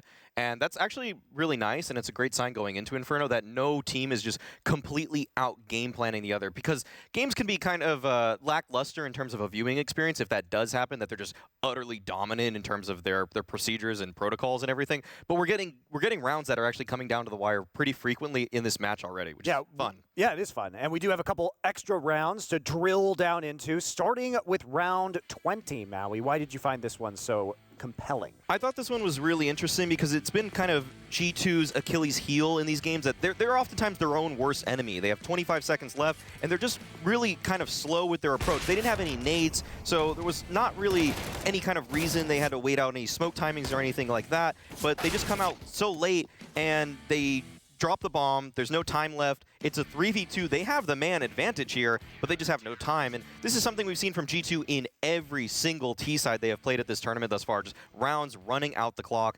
And there's not always the best, like there's only so many things you need to clear. So and sometimes you just need to just beeline it towards the site. So but there's some maps where there might be an excuse where a team's like holding a lot of utility versus you and stuff like that. But they're up 12-7. They have the confidence lead. They have a game plan on T side, and the map is not big enough or complicated enough or whatever to have an excuse to run out of time in that way. Yeah, and what we call that when we're watching backstage is pooping back and forth forever. I was just laughing. We're going to bring in Anders to have a chat about pooping back and forth forever. Take it away. Why, Monty? Why? I just love bringing. You never know what you're going to get, right? I try and challenge you. I'm challenging you as a caster by entering these conversations at these moments in time. Do you appreciate it? Well, I think he's that's like Drew delightful. Carey. Listen, anyway. it brings a wonderful amount of spice to my life, so I do appreciate it. Listen, I want to side with some of the analysis that you guys were doing, but not in this segment, in the pre-show segment, because I weirdly suspect that if NIP would have had an enema, they would have been awake to finish the map probably much earlier. I think it actually would have worked fine. So you guys might have been on point the entire time, because they figured out towards the end of that first half that that B-bomb site was totally ready to attack, and they just needed to do that a little bit earlier, but they were a little bit late to discover that, and that's why it ended up so close. Right now we've got rock, paper, scissors for who IGLs. and Rez now going to figure out who's going to be the best leader on Inferno. Yeah, bearing in mind that, like Mirage, which was won 16-14 in their first meeting, Inferno was also very close. It went into OT. It was a 19-17 win for G2. So, Anders, what do you think needs to happen for NIP to actually come out with a win? Because we saw a more dominant win on Mirage the second time around for G2, and certainly if you're an NIP fan, you don't want to see that same scenario play out here on Inferno. No, you definitely don't. But to be honest, even at 16-12 or 16-14, when the scoreline is that close, I always feel really uneasy coming up with sort of, a lot of changes, because usually when that happens, it means it's down to, just a little bit more of the economy working out in your favor, or, one random clutch that goes your way. I will say, there were a couple of rounds there, one of them where G2 ran out of time, and the other one with Device was diffusing inside of the smoke. Yep. Those were a couple of rounds that, another day, maybe it would have been G2 winning those, and then it would have been a little bit more one-sided. So I really feel like if NIP had got into the first half earlier, this would have been at least overtime for them on the first map. So I would say, try and do it before you reach the very end of the first half. Try and get some more rounds on the board in the first half and get a little bit more competitive. I think that makes all the difference here. So hopefully they could do that on Inferno. Yeah, worth noting too that NIP has, or G2 rather, has struggled to put any of their opponents away 2-0. All of their victories so far have been 2-1, and they have had like that level of inconsistency. They've had tough opponents, but they also dropped a map to FaZe. So, they haven't been able to kind of put together a complete dominant showing at any point in time yet so far in Flashpoint. No shame in losing to FaZe. Is there shame in losing to FaZe, Anders? Yes. Early. Anders wants to say yes, but no, it's Kerrigan. No, that's fine. Losing to Kerrigan is fine. That's okay. Oh, you picked the one Dane, of course. Yeah. You picked the one Dane. We only have losing to Blame. Yeah, not too bad. Only 2 Danes left here in Flashpoint 3, and Anders also. And Anders, yeah. Maybe there'll be only 1 Dane and Anders left at the next talent to go into coaching right here.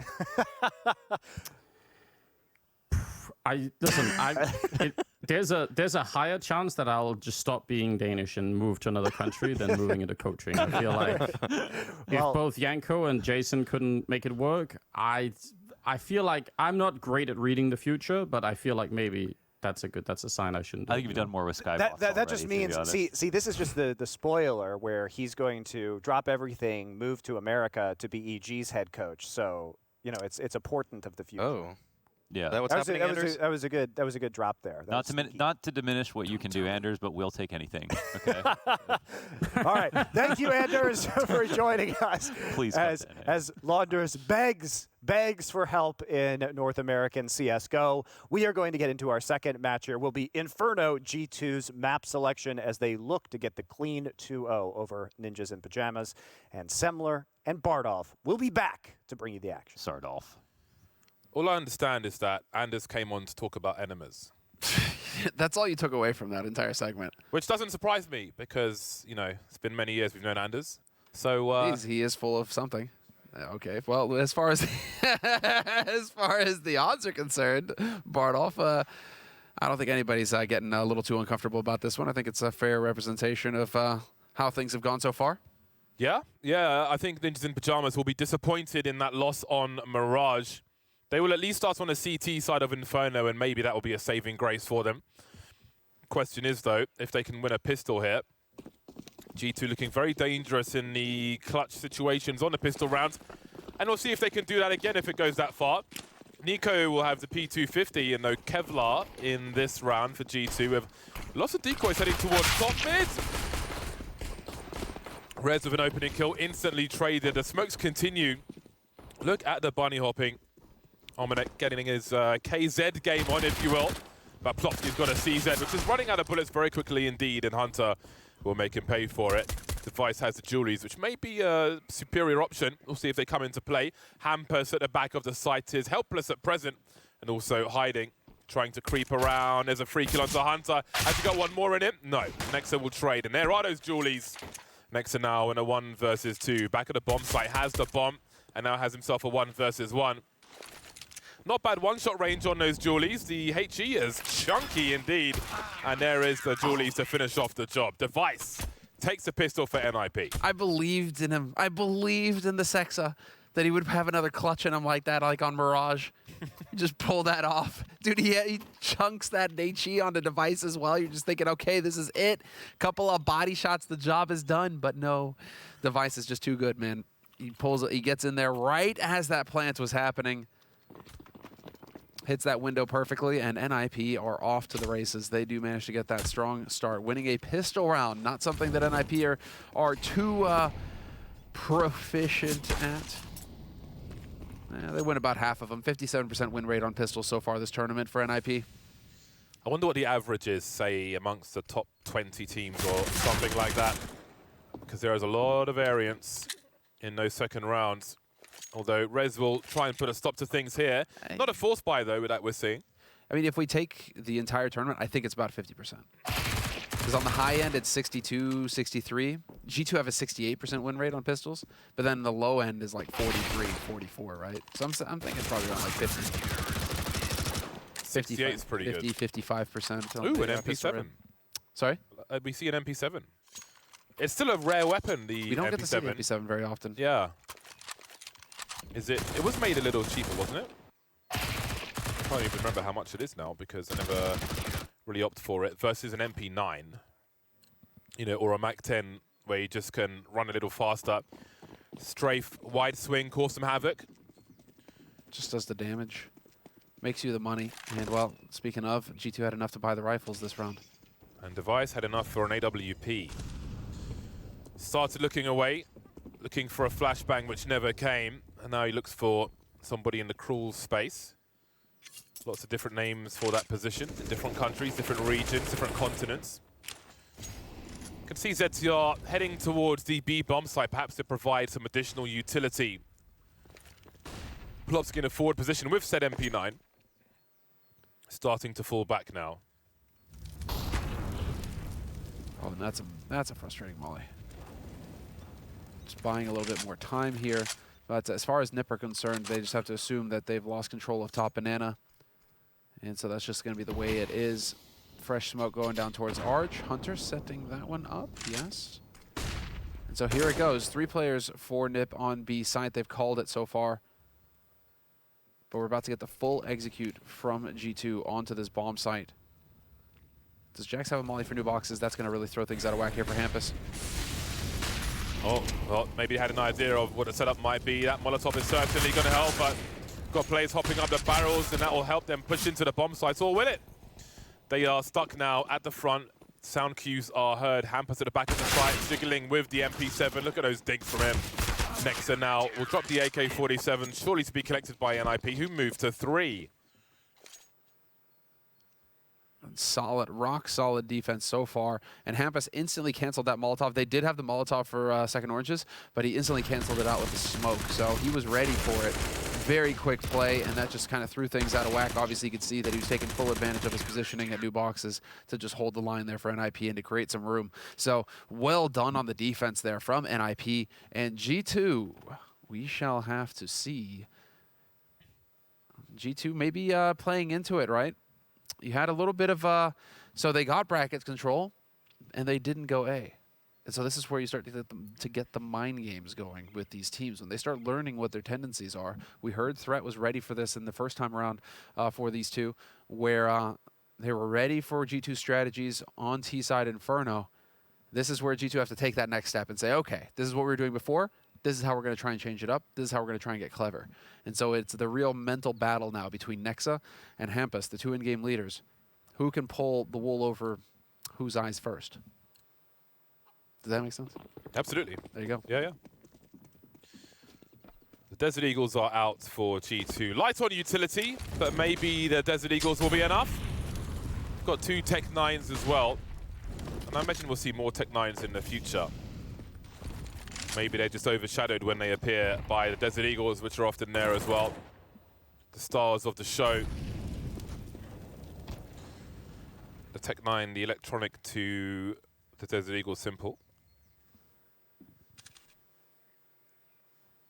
Now NIP will try to play range and keep these rifles out of the hands of G2. My God, that is quite the beginning from Nico. Armanek will pick up the AWP. That's not a good sign for Ninjas in Pyjamas. Hampus dueling as well with Nexo. Flashes behind himself. Hampus by the tree. Can't climb in that tree as you used to be able to. I miss those days. Well, it looks like the AWP's been dropped. Hunter now in the apartments. Hasn't been detected just yet, but that won't last long. So just the 1 kill. A hint of potential danger there, but NIP stabilize and survive with 4 players. And they saved the AWP, so Device is going to get that back.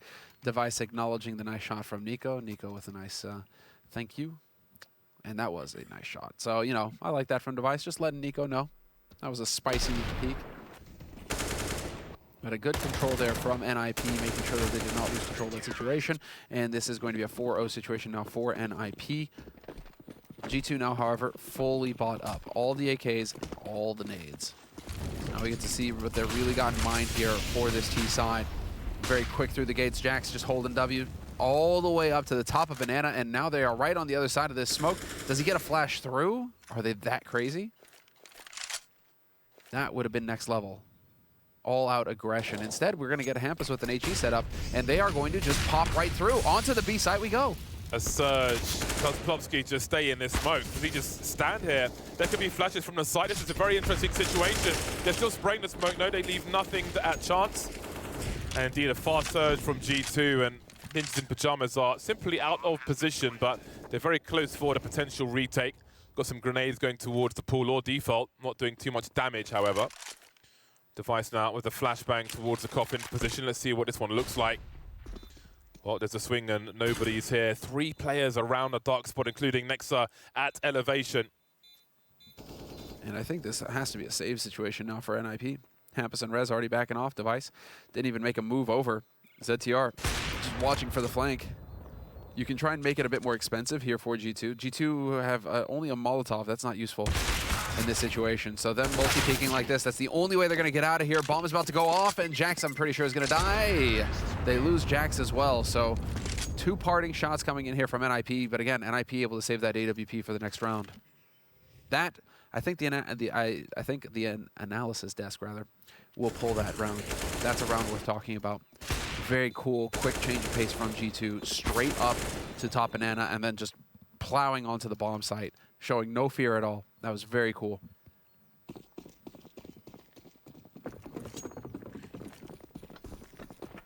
And that really puts Nip in a tight spot now, because if G2 are going to throw this change of pace, these quick rounds in, it's going to exactly lead to an answer from NIP. NIP decide, okay, we're going to get brave about this as well. If you guys are going to challenge us Banana like this, we have to take the fight. God. Hunter going to catch out Device in mid, though.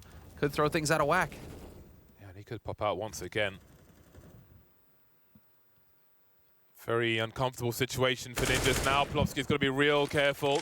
And Nico's just charging in. They're just not allowing NIP to respond. And once more outmaneuvered on the B bomb site. We'll see what they gifted as the bomb starts to rotate in. What NIP are gifted in terms of a potential retake here. No AWP this time, and ZTR is still in the pit of the A bomb site. So he's got a long rotation to do, looking for some lurkers, I'm sure, but G2 are around B. That is a stylish Molotov.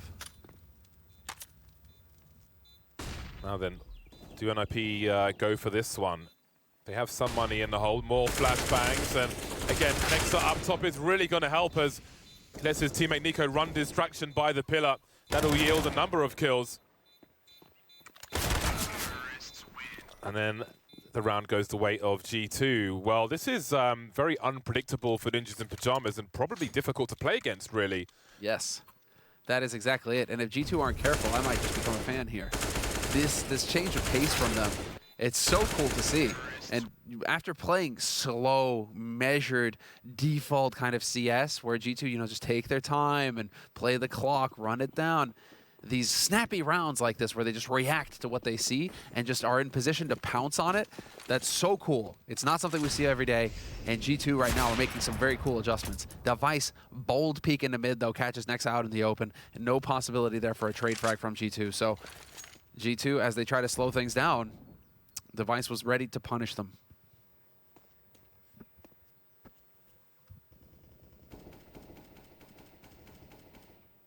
Oh, Hampus. That HE is going to be money. Yeah, Man, that doesn't do nearly as much damage as I thought it would.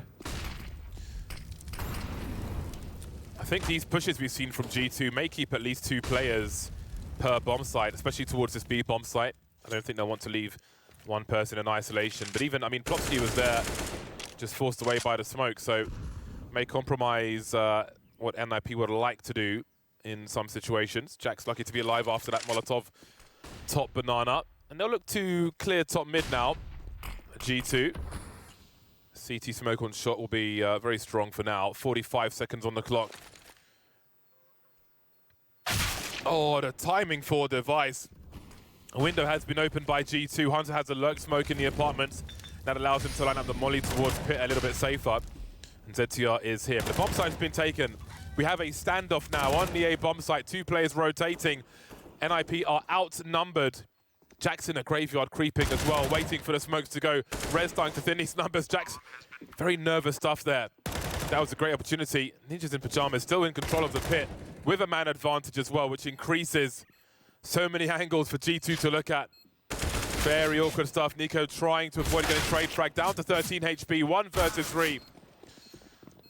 Very spotty rounds here. This one will go the way of NIP, but there's no comfort to be found on Inferno.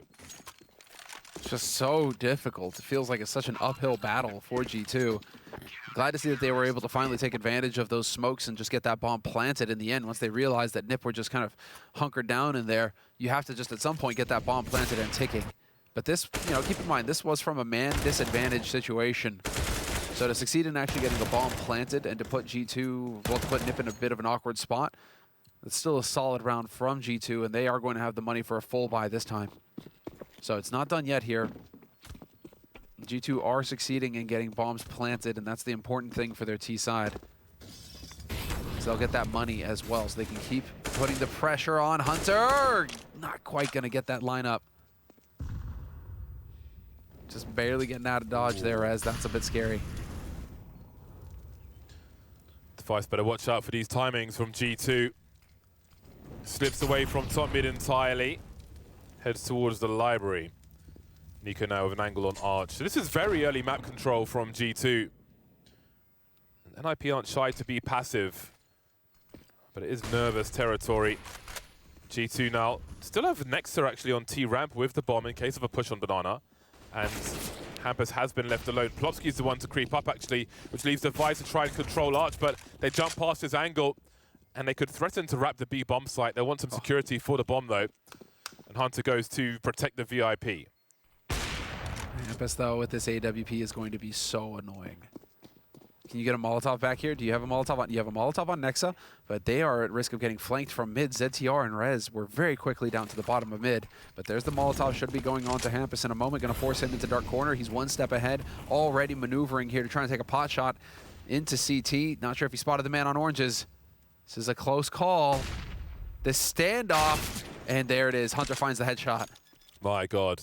Ninjas in Pajamas, how do you react to this? They have no idea what's going on. If it's A or if it's B, players on Banana, players in CT spawn, it could be either direction. They hadn't seen the bomb the entire time either, of course. It was on T-ramp for the whole round. Devoid of information, G2 are making these rounds really funky. And it's allowing them a third round. NIP in a safe situation as they look to build some money back. But G2 are making this very uncomfortable indeed, to their advantage, of course. This makes me wonder if it's another adjustment from G2, the focus on Arch, the kill on Plopsky like that. Are they playing again into this whole idea that if they take brackets control, you know, G2, because NIP have 4 players on A when they give up mid to G2, and they keep the 4 players there as well. So are they fully expecting G2 to just commit to A once they get that top mid control? Could this be G2 kind of playing off of that? With the kill on Plopsky, they realize, wait, Arch is open, just wrap B? Or was it the B play all along because Nexa was sitting in pit with that bomb? There's very cool stuff coming in here from G2. They have a well-thought-out T side. Both of these teams now a bit long in the tooth. This has not been a short, quick tournament. They've had time to work things out over these several weeks to get sharper, let's say, on these maps.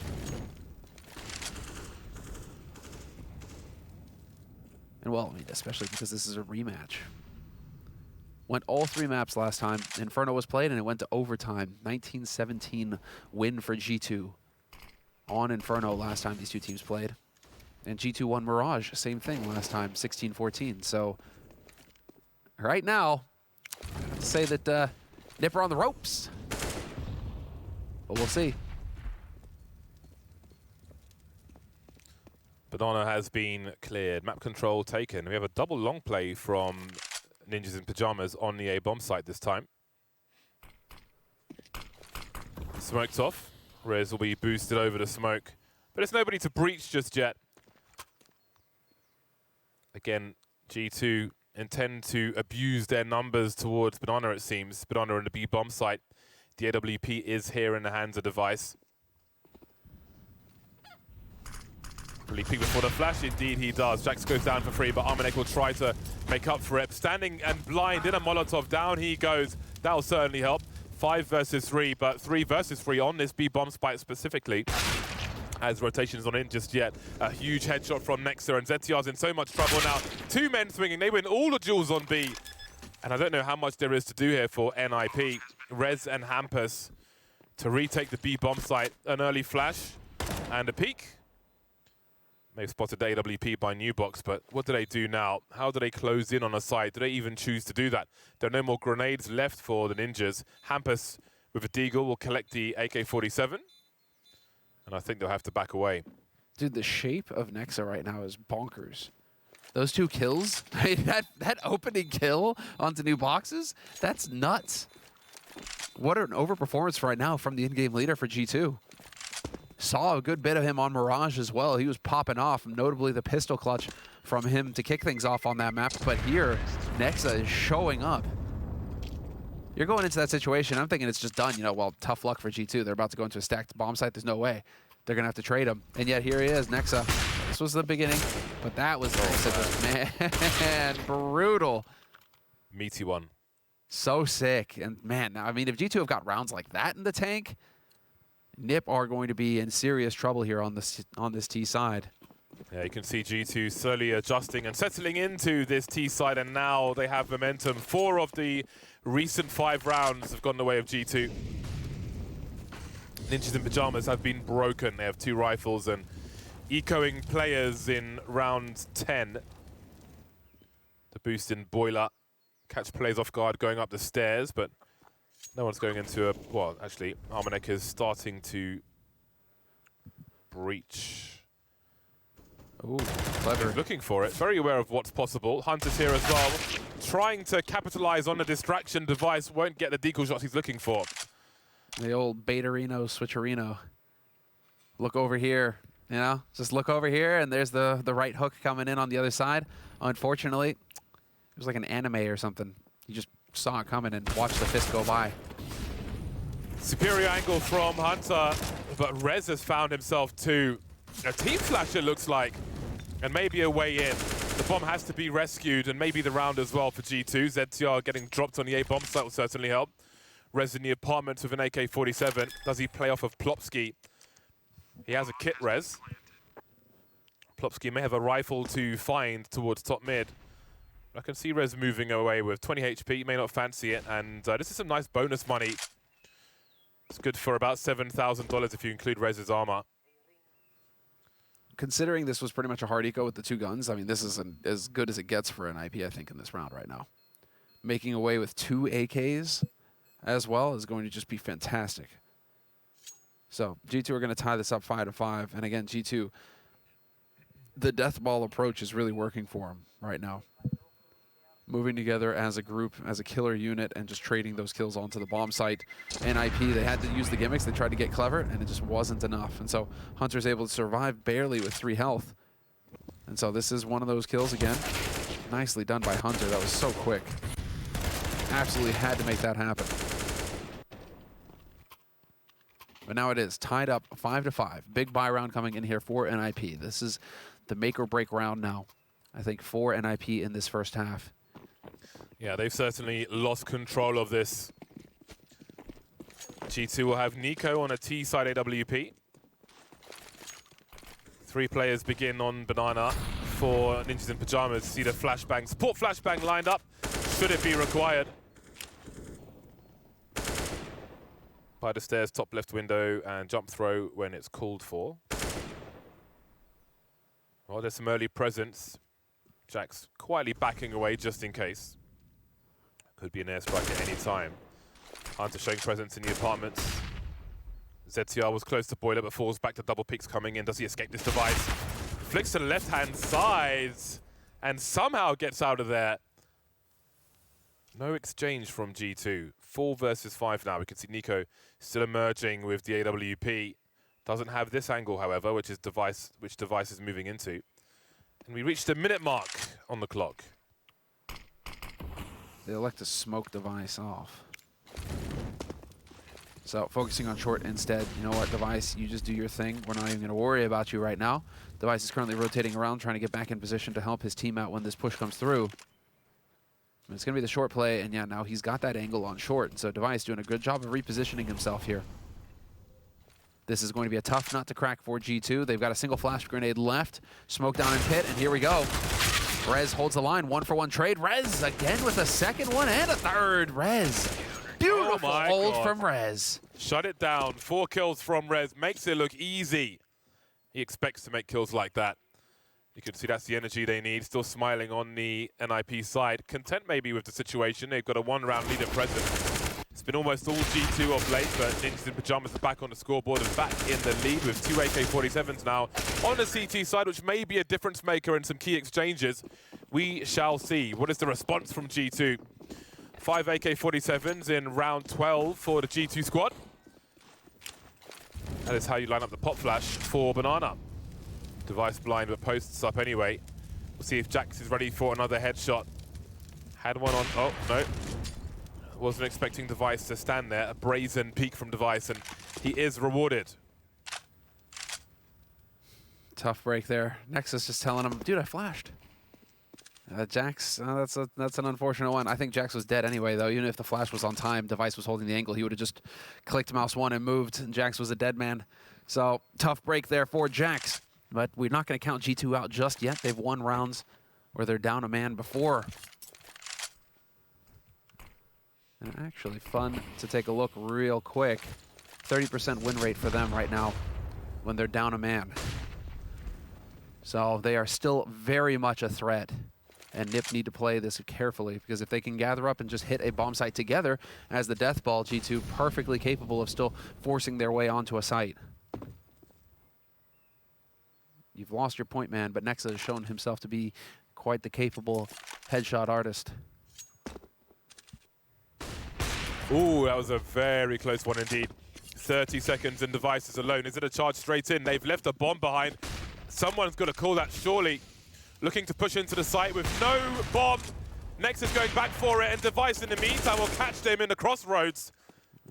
This is not what G2 were planning. No, these are unforced errors that are going to really cost G2. 5 players alive, Bardol. 5 players survived that round for NIP, man. Now their bank is terrific. Yeah, and they still have a chance at 10. Meanwhile, the money is sinking for G2. Maybe scamming themselves on that one. Haven't bought anything just yet. I feel like a timeout's on the way. I could be wrong there. I feel like it too. I mean, it would be a good time to take a breather, but they're not going to go for it. Instead, they're just going for just a half buy here. Even out that money. Hunter with no helmet and an AK-47. There are a few flashbangs in the hands of Nexa. That is a perfectly timed grenade. Flashbang grenade allows the AK to be removed. And Nico picks it up, but he can't take a fight. He's got to land the headshots. No one has any Kevlar, which means aim punch. It's not what it used to be, but having no Kevlar is a less than ideal situation, putting it mildly. Got some jump peaks from Plopsky, but surely I'll still check for Hampers. Well then, Plopsky may need to come in for some help. Hampers pulls a smoke grenade out and dies to a Glock, and now the B-bomb side is open. Still open, despite Nexa falling to the flames, but that's a better situation for the Ninjas. We'll see if Armanek can clutch with no Kevlar. Waits for Rez to swing. That's a huge pickup. 1 versus 2. Device can speed up Banana. Now he knows that Armanek is on the site. And ZTR moves along Speedway. Armanek looking for a 1v1. Standing on the fountain. There's ZTR. There's the aim punch, but it still gets the spray. Down to 10 HP. Device with the AK-47. Armanek with the fountain angle. Not easy to find, but there's a headshot from Device. Armanek shoots him first as well. A great effort, but the round will go the way of NIP. Quad kill round for Armanek, that one. Dude! When he goes for that flash peek, that is some bold play. That's why I was clapping. Because you'd think that most of those guys are just going to run across, try to get the bomb planted, right? You know, just play. And, you know, that's fine. Fair enough. This is an eco round where they have a little bit more money, though, G2. So going into the next one, you know, they are going to have the full buy bomb plan or not. So that to make that kind of play, I mean, That's bold. That's cool. That takes some courage right there. So Amanek, tough one, man. He really set himself up for a big win there, and Device is just ruthless. Too good with the headshot. Saw that fountain position coming. Yeah, that was an exceptional attempt with no Kevlar. To even win that second last duel is quite impressive. To get that kill on ZTR, dude, ZTR is just going to be freaking out. Yeah, I'm glad the aim punch was improved enough where you can actually do something, whereas before it's like, this is actually pointless. Even having my hands on the mouse and keyboard, but now it's you know, it's better. You can fight, and well, Amanek just showed that. I mean, he had 1 kill before that. Now he's up to 5, so good. But they're definitely struggling to get kills right now on G2's side. This is going to be buy round with AKs, and somehow Jack's burned alive in Banana, getting caught somewhere in there. Oh boy, and bomb. Stuck behind the smoke now. The repeat from NXZT, though, he's just on fire today. 2 versus 4, however. They know one of them's on Banana. Plopsky creeping through the smoke. No respect given. They use that smoke clearing again. At least Hunter in the 1 versus 4. They see him on T ramp, which means that the CTs can take liberties in their positioning. Have a look on the radar. Doesn't last very long. NIP make it to 9. G2 catching up with them, but NIP is starting to pull away now as we head into the last round of the first half. Yeah, now we're really starting to see the struggle here. This is where perhaps they're starting to doubt their game a bit too much, G2, thinking that NIP are in their heads or that NIP are cleverer than they actually are, right? Because you get that kind of information out there, you start getting feeling like you're getting figured out, and you start second guessing everything. And so instead of just going for the play the way you initially your gut tells you to do, you start overthinking things, and it starts costing you time and rounds. We've seen some, let's say, unforced errors from G2 so far this half. So this round we need to see decisive play from G2. Oh boy, that's 40 HP. And that sucks. Tough break. This is an interesting change of pace coming in here from NIP, though, playing aggro Banana again. Hampus and Plopsky. This time it's Plopsky holding bottom Banana. And Device, different angle, flash over the top. They give up that angle just as they go through. Nexa has caught Plopsky and Banana, but the push is already up short. Yeah, now there's only 3 players left for G2. I say only. Jax, Nico, and Nexa. There's no only about that lineup. Minutes on the clock. Res by the library, deleted by Nexa, and now the numbers are even. And you wonder about position here with 2 AWPs for a potential retake for Ninjas in Pyjamas. Device in the smoke will frag Nico. 48 seconds now, out of the Deagle, sees both players. They have to know that it's a one-on-one situation here. Like, as in, there's 1 player on B, there's 1 player on A right now. They know that much. They have 35 seconds left, they have no nades. They have a flash and a molly. They have a flash and a molly, and they elect to go B. We can see that Hampus is holding Banana. They have no idea where Hampus is on this bomb site right now. They have to check everything, and they are running out of time. Do they molly new box? Because that is a common place to clear. It's going to go towards Banana, actually, but he surely has an angle. That is actually a very nice Molotov. He goes through it to try and find a bomb planter. Still turning the corner. Finds Nexa by the fountain, but Nexa's alive. The 2 versus 2 persists. ZTR has a HE grenade, but he may not have an angle to throw it. He's still on the A bomb site. Got to rotate towards Banana as Hampus tries to isolate fights with smoke grenades. Nexa's found himself in construction, heading towards a peek towards Banana. No utility for G2, just guns. Look at these smokes now. Jack's isolated at the back, but time is of the essence. A massive HE gives them better angles now. Nexa, oh my god, he just pulled a trigger. 2 seconds, and Hampus will respond immediately. And it's 10 rounds on the CT side of Inferno from Ninjas in Pyjamas. What a half from NIP. Terrific work from them. We're going to take a quick break, and we'll see how it pans out in the second half.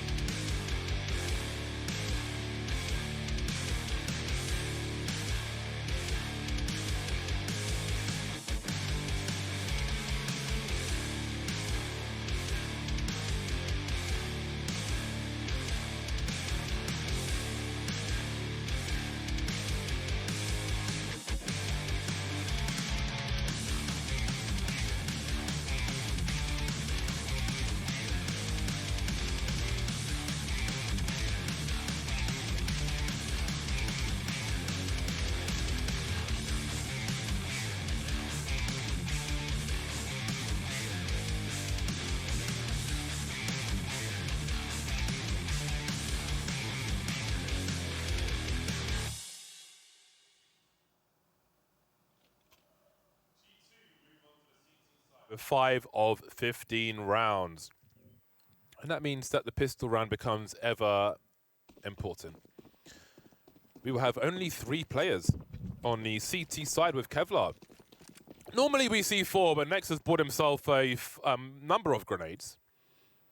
Armanek with the common smoke and diffuse kit. We've got a classic pop flash, top banana. So Nico will call contact if he survives. Oh my god. Okay, well, he gets, oh my god, what can Nico do with this? The tracking is beautiful. Gets 2, sees 3. That's all the information. Look at the rotation from G2. Ninjas in pajamas are in trouble. Nexa going fishing in the smoke and finding everything he wants. Nexa, another clutch Nico, in a pistol round. Very solid stuff. That is just a thing of beauty. That was a work of art, Bardolph. I just want to watch that again. I could watch that round for the rest of time. Calm execution. Just so beautiful, Nico. I mean, in-game. Dude, can we get that replay, please? Oh. I guess it happened too fast. I guess it happened too fast. Blink and you miss it. Gotta treat you mean and all that. Well then, Ninjas in Pajamas will have a force bite. Dude, that was so sick! All right, yeah, 10-6. Let's get into it.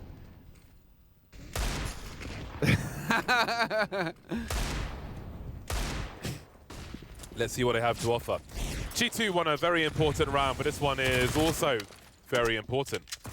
Ninjas in Pajamas are holding on to 4 HE grenades and 4 smoke grenades. So they have a plan. They have a plan for this round. We have a re-smoke of top mid from G2. But I'm very curious to see what the intentions are for Ninjas in Pajamas in this round. They seem to have a read in that pistol round with the HEs towards Banana. To no avail, however, because G2 had a better answer. Oh, execute. Gonna be the name of the game here for NIP. Now that they are on double digits, it's going to be straight up short. Run and gun, Tech9s. No, yes, Tech9 leading the way. ZTR getting into that fight. MP9 though from Hunter, nearly getting the double. Plofsky barely survives. And a 1-for-1 trade is not going to cut it here for G2. This actually is very scary. Retaking a site on Inferno is an absolute nightmare. So many angles to worry about. This is actually worst case scenario now for G2. Disaster. Things could turn around quickly, but they are walking into quite the crossfire, trying to make it a bit weaker with the smoke grenade. They are ready though, NIP. But G2 better equipped. The swing from the UMP is not going to be good enough to take out ZCR, and Nico is doomed. NIP reset G2 and put their loss bonus in the bin. What impeccable stuff. And we will get a quick tech timeout called here. Just sort something out real quick with the camera. But that is just impeccable stuff from NIP. They lose the pistol, but they come right back into it and take that second round. And so, unfortunately for G2, the curse of the 50-50 on the second round after pistols continues. They just cannot seem to consistently convert those rounds. But we did get it. Do we get Nico's kill? I don't care about Nexa's kills. Nexa's are like, whatever, they're running through smoke. I want Nico's kill. I want that beautiful tracking as the guy is trying to air dodge, and Nico just calmly clicks him in the face. Like, that's what I want. I think we are good to go. Both teams have readied up. We're trying to find it right now. Thank you guys. You guys are awesome. I appreciate it. But we got to get into the action here. It is going to be NIP 11-6. Force buy coming in here from G2. Amanek, however, is he going to save? I like this. I like this discipline. It makes me think that we're going to see that Amanek op coming out here. Not in the following round, barring some miracle, but the round after that.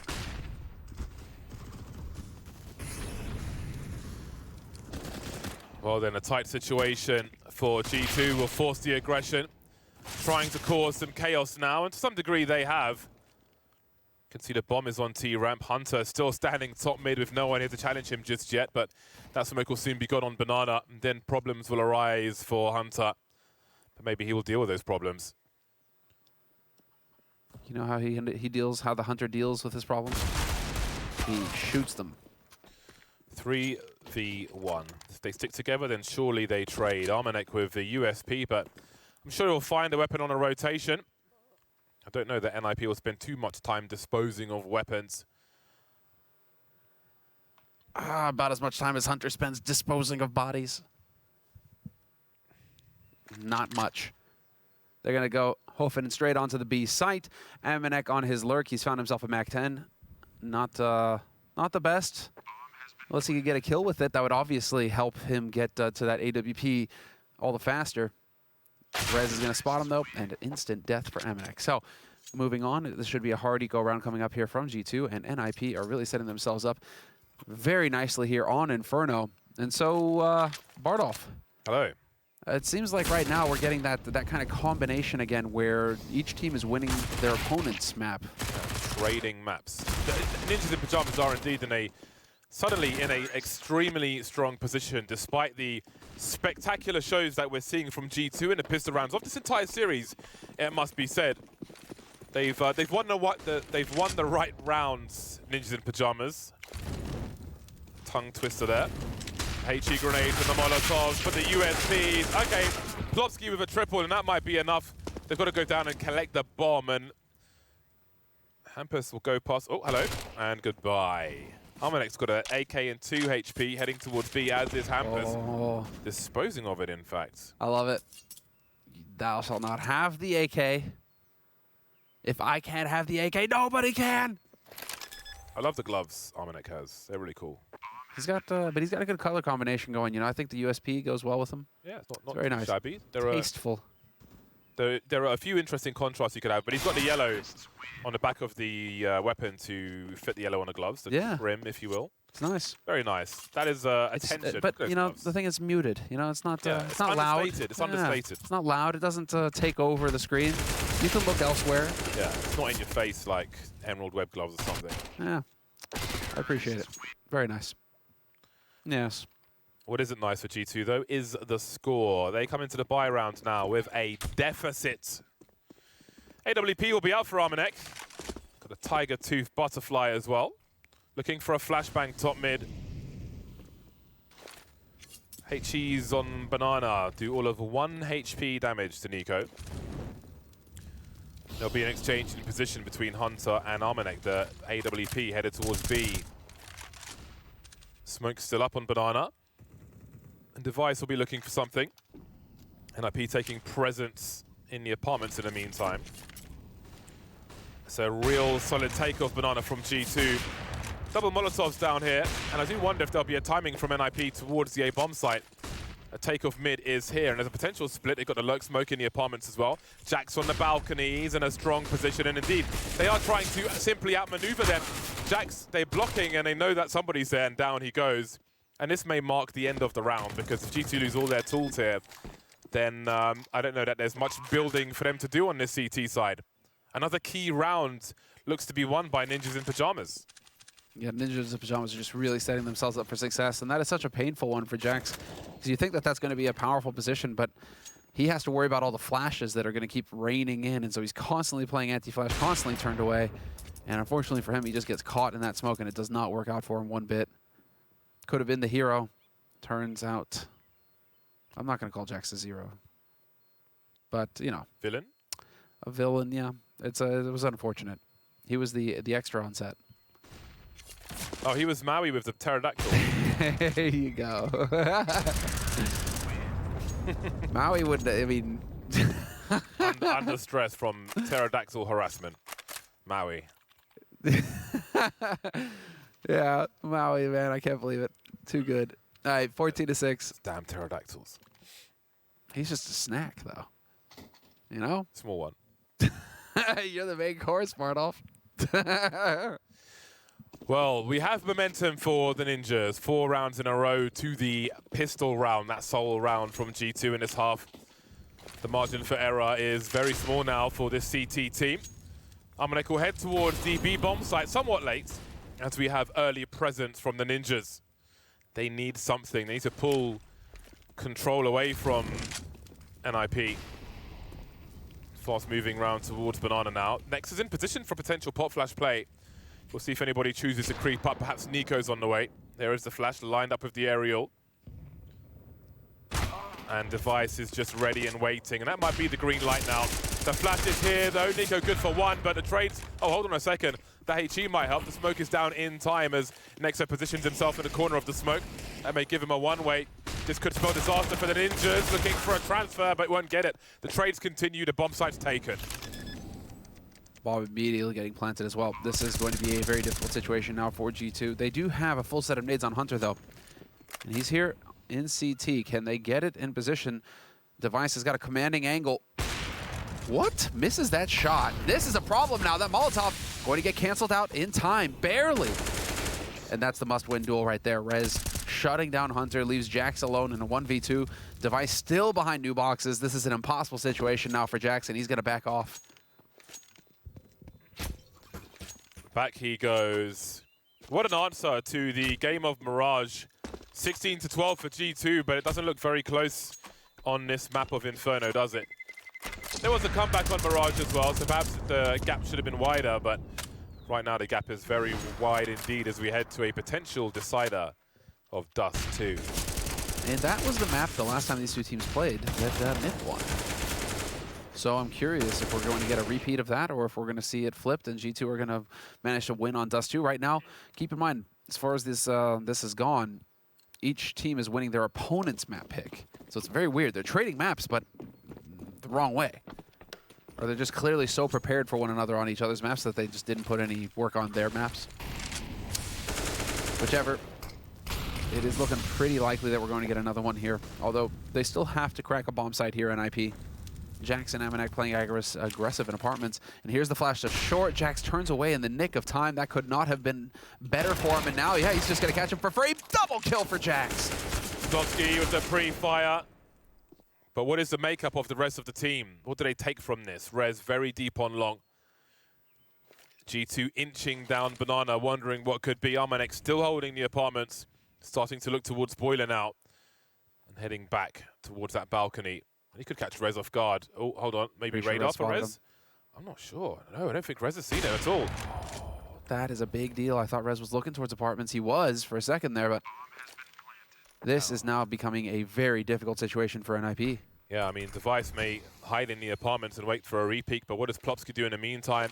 Left with a lot of weight on his shoulders, Plopsky. Hunter in the smoke. Plopsky looking at the angles.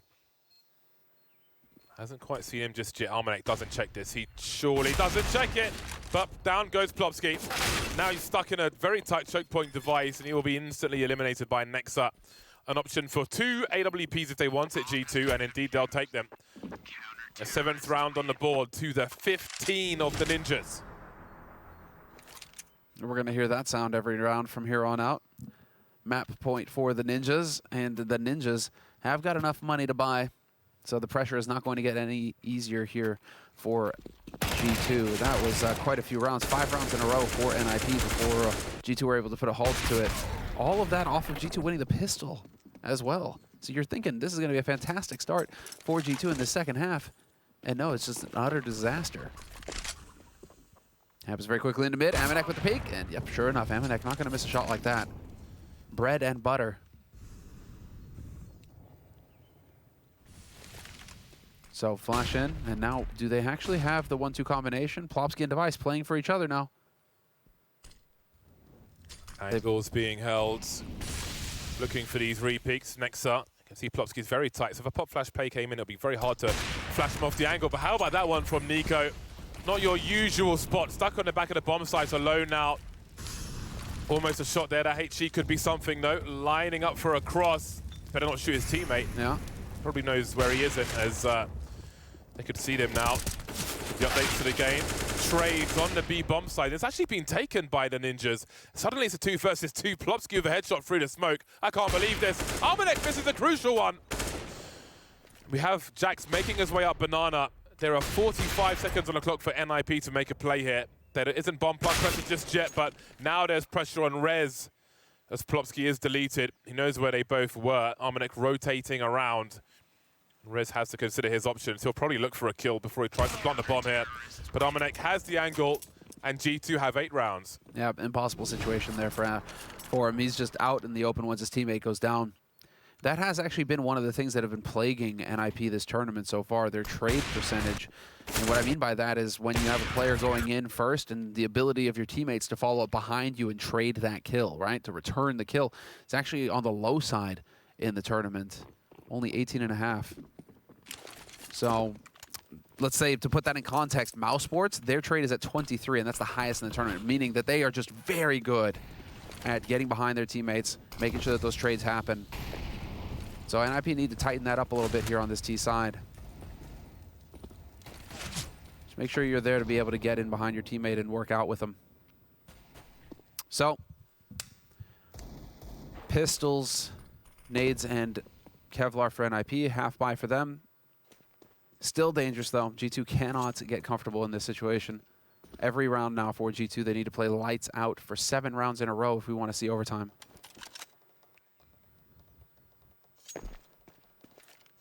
They're just going to be trying to wear down NIP at this point. See if they can get a few more rounds in.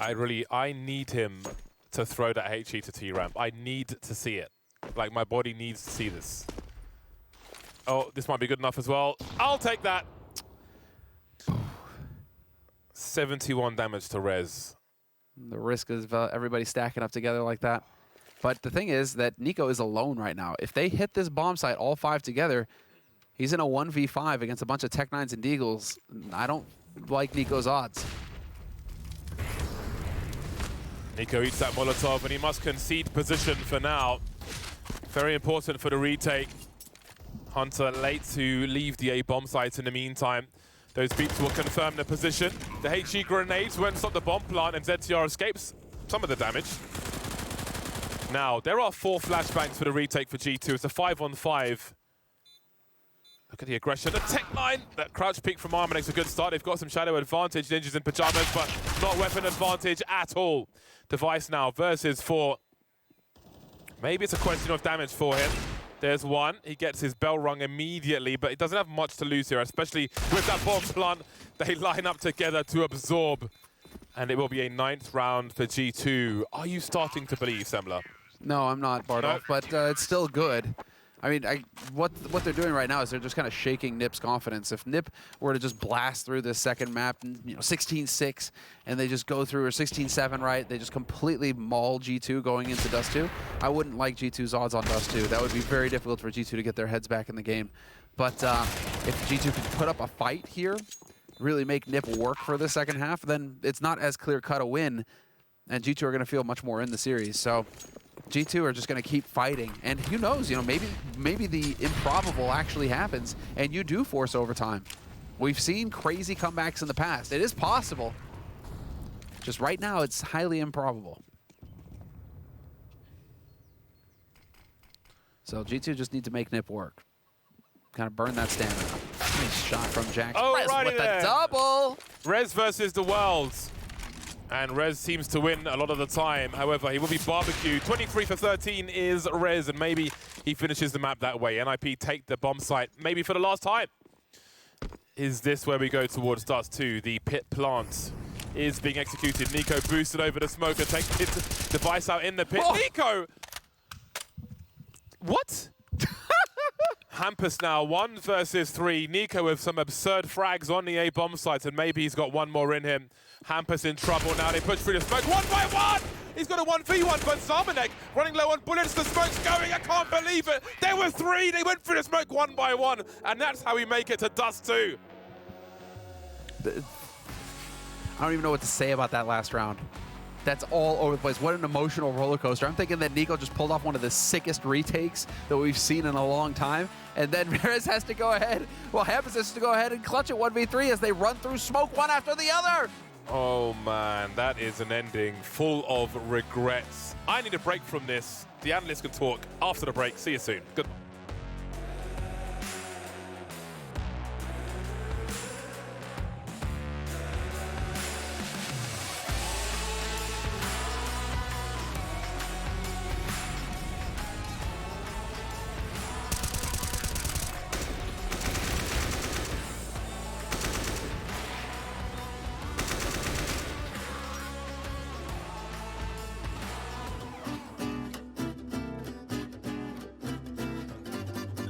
So Dust 2 is Orpa's playground. I love to play it. I love to play Scout on it. I love to play everything on it. So it's ST for me as a player for sure. I never get bored of it. Okay, Inferno is S tier for me as well. It's always been one of my best maps, and I think it's one of the few maps which is really, really balanced. Like T side, CT side, you can be very dominant on either side. It's good for pistols because you have close range, but it's insane for AWPers, riflers. I think everybody can have fun on it. Mirage is A tier for me because I love to play it, especially in packs. Like if I think about playing Faceit, I think about Mirage. Like if I'm not playing Mirage on Faceit, it feels weird. So I could play it 10 straight maps on Faceit as well, so that's perfectly fine for me. So coming into this lineup, it probably would have been D tier for me, but now I think it's A tier. It's a really tactical map. You can do a lot of different stuff and outplay the enemies and everything. A really good map if you know how to play it and if you understand the game on it a bit. So it's not S tier, but A tier. Okay, Overpass is our permaban, and ever since I'm in Sprout, I didn't play it a single time. I think maybe one single game on Faceit, and going back to it, even though it's an AWPer's playground as well, just like Dust 2, especially on CT side, you can have a lot of fun, but playing T side, it's not too hard. It can be hard, but it's just annoying to play on T side. Train is B tier for me. Even though AWP is really strong on it, I don't know. It's fine. I like to play it. I always felt confident on it, but it's nothing special. It can be boring and can be a lot of the same. I'm putting Vertigo on B tier as well. I think it was horrible to play in the beginning, and it's horrible to play in packs. Like if I have to play it in packs, I'm going full crazy, because if people don't know what to do on this map or don't know some certain utility, just like Nuke, it's horrible to play in packs. But I think if you play it competitive, it can be really, really nice. I hope they agree with me. If not, I'm sorry, I can't change anything, but yeah.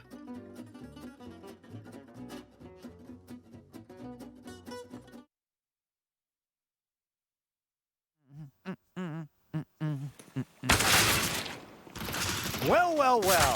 In the first meetup at FlashPoint between these teams, it may have been G2 with the Inferno OT victory, but today, Londers and Maui, today it was an NIP stomp.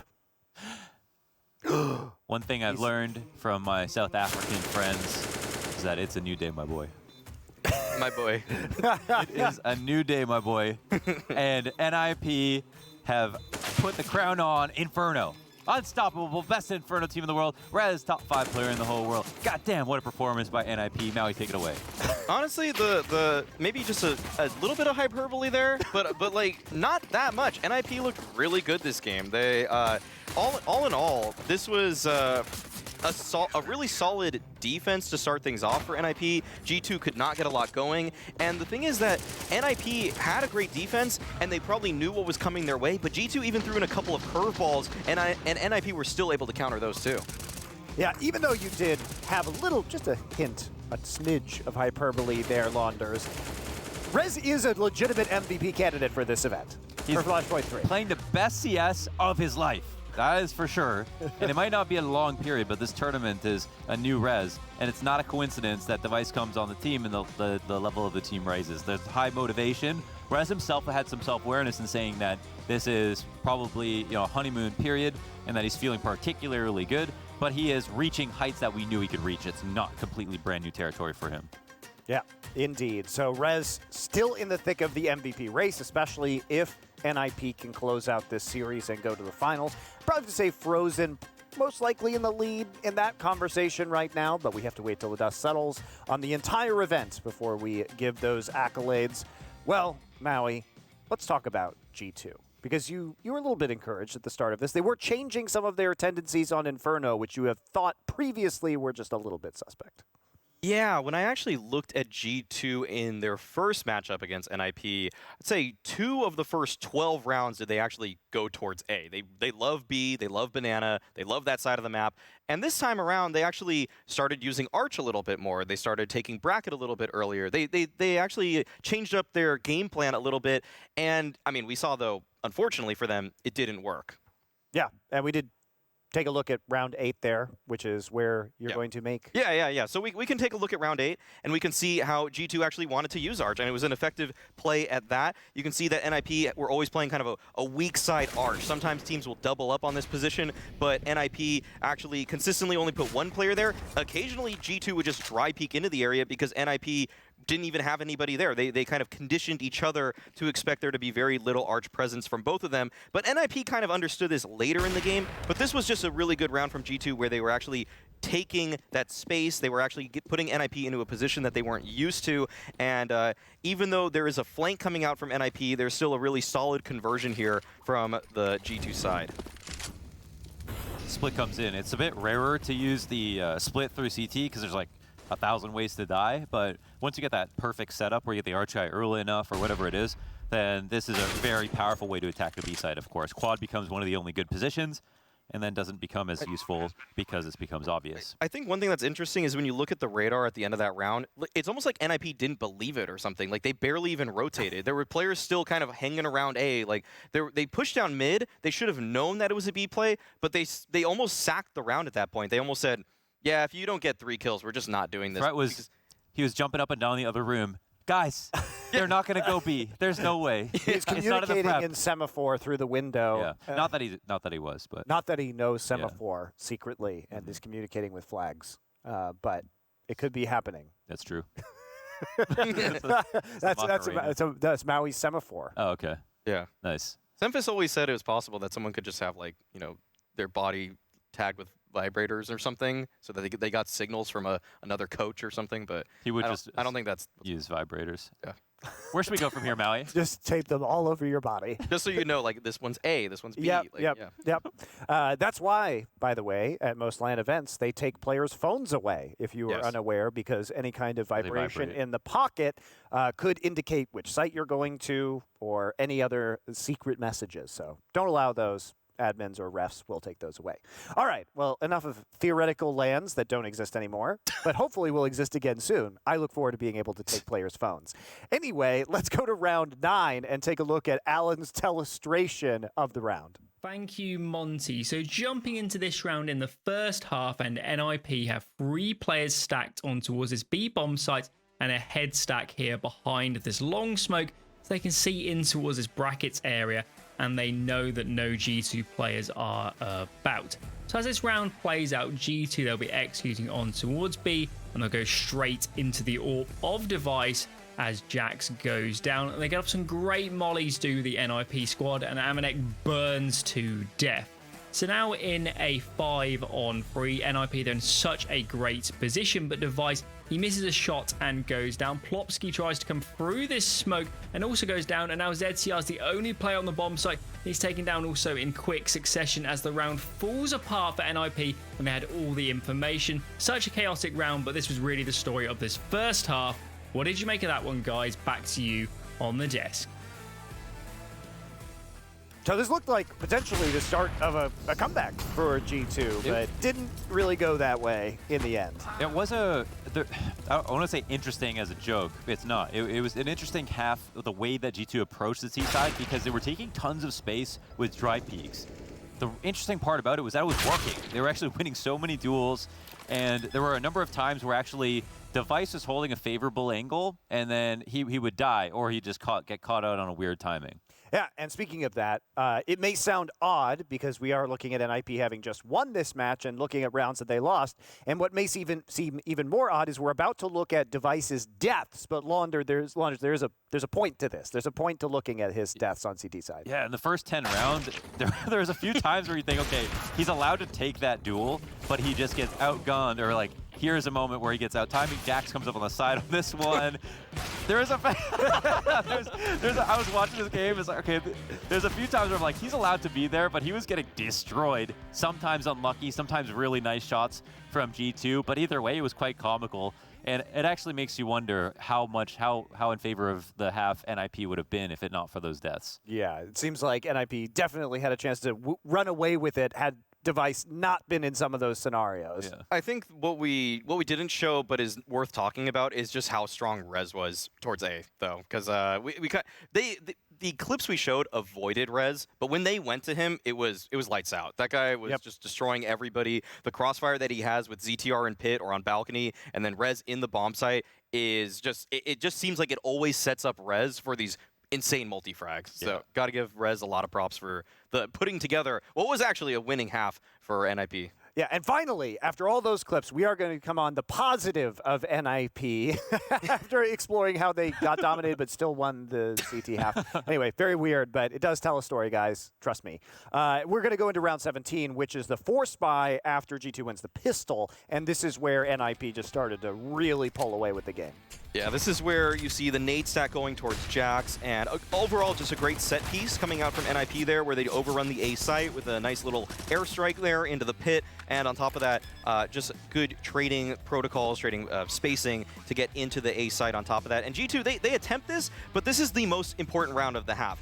When the CT team wins the pistol round, but they get reset on the second, their money, it's in the bin. They only get a $1,400 loss bonus. Bin juice.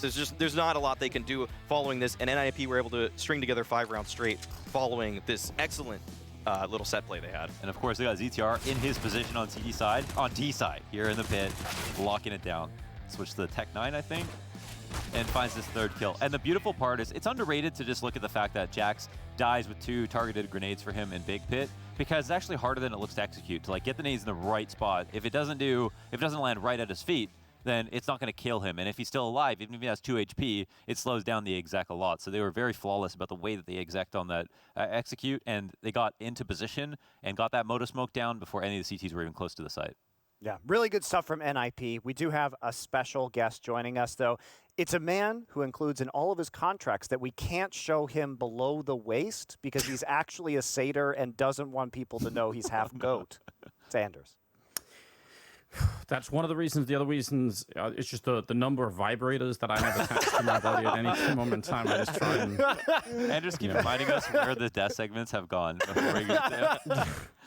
We got to entertain the people somehow, got to entertain the people somehow. So, what were your thoughts on NIP in that last match? Was pretty decisive for them overall. Were you impressed with their ability to bounce back after the first map of the series? Yeah, I thought that was really good. A good look.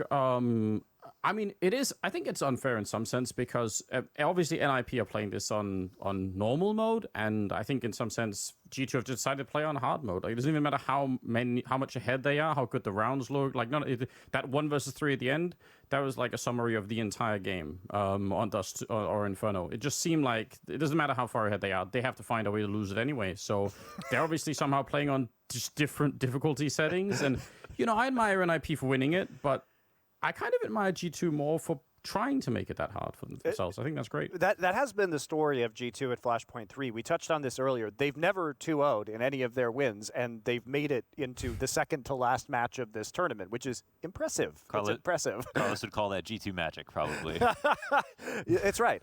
He really is. G2 is really maximizing the screen time value for their sponsors, because, that's how they measure it, right? So the more screen time you get for a sponsor, the teams all have independent metrics on this, the more valuable that sponsor becomes. Might have to get ESIC involved at this point. All right. Some big brain thinking. So we're going to ask you quickly, Anders, about Dust 2. Now, this is the only map in their previous meeting that NIP actually won. So we saw the Inferno get reversed this last time. Who do you think takes Dust 2?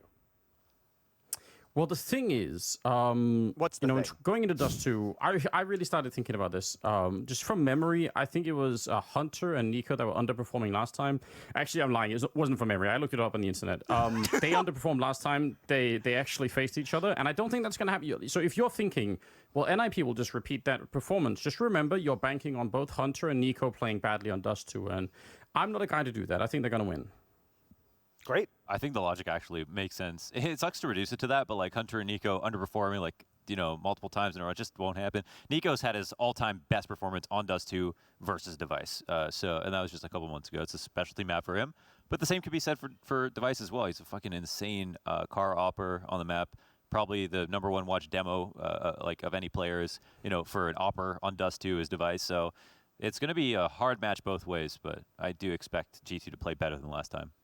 Yeah, I'm just curious about how G2 is able to deal with NIP taking a lot of kind of that mid space. They frequently just kind of lurk out the mid doors and just pressure that area, and it's something that G2 had a really tough time with last time around. So I think that's kind of like a focal point for me if G2 found a fix for that, and if they do, I think they can actually win it here. Well, there you go. We do have even odds heading into our last match, 185 to 185. Total coin flip there on Unicorn. So thank you very much for joining us, for your insight, Anders. We'll leave you to your evening of chasing nymphs. Goodbye. Just appreciate it. So I wish you wouldn't bring that up again. It's what satyrs do, man. It's in their nature. All right. Well, we're going to head over to the desk right now. James Bardolph and Semler, why don't you take us into Dust 2? Thank you very much. Well, now, we're into the final map, Semler. We are indeed. What are you thinking? I'm thinking that actually Anders made a very good point in that we can't sleep on Hunter and Nico. They had an underperformance last time on this map and it allowed Nip to get through. Can we count on Nico and Hunter not showing up for another Dust 2? I mean, this is one of Nico's stomping grounds. This is like his map. He just utterly destroys people on this map. I think Nico shows up on Dust 2. I think he's angry. I think he's pissed. They had a 3 versus 1 and walked 1 by 1 through smoke. I mean, sure, it was a long way back for them, but that's not how you lose a map. Not at this level. It just doesn't make any sense. No, it doesn't. Oh, never mind. Match is not live. Rez got kicked for whatever reason. Maybe Nico had something to do with that. I don't know. There will be a knife round to decide the sides, as this is the 3rd and final map of the series. And once it starts for real, I look forward to observing all the. Oh, Hunter's got a nice combo. This is underrated. Not many people go with the camo combos. Yeah, like no, this. Hunter's done. Dude, I bought a few camo combos because of him. He had some really tasteful stuff for a while there. You know what's funny? We fired an AWSM at Accuracy International, and it had like a Safari wrap on it.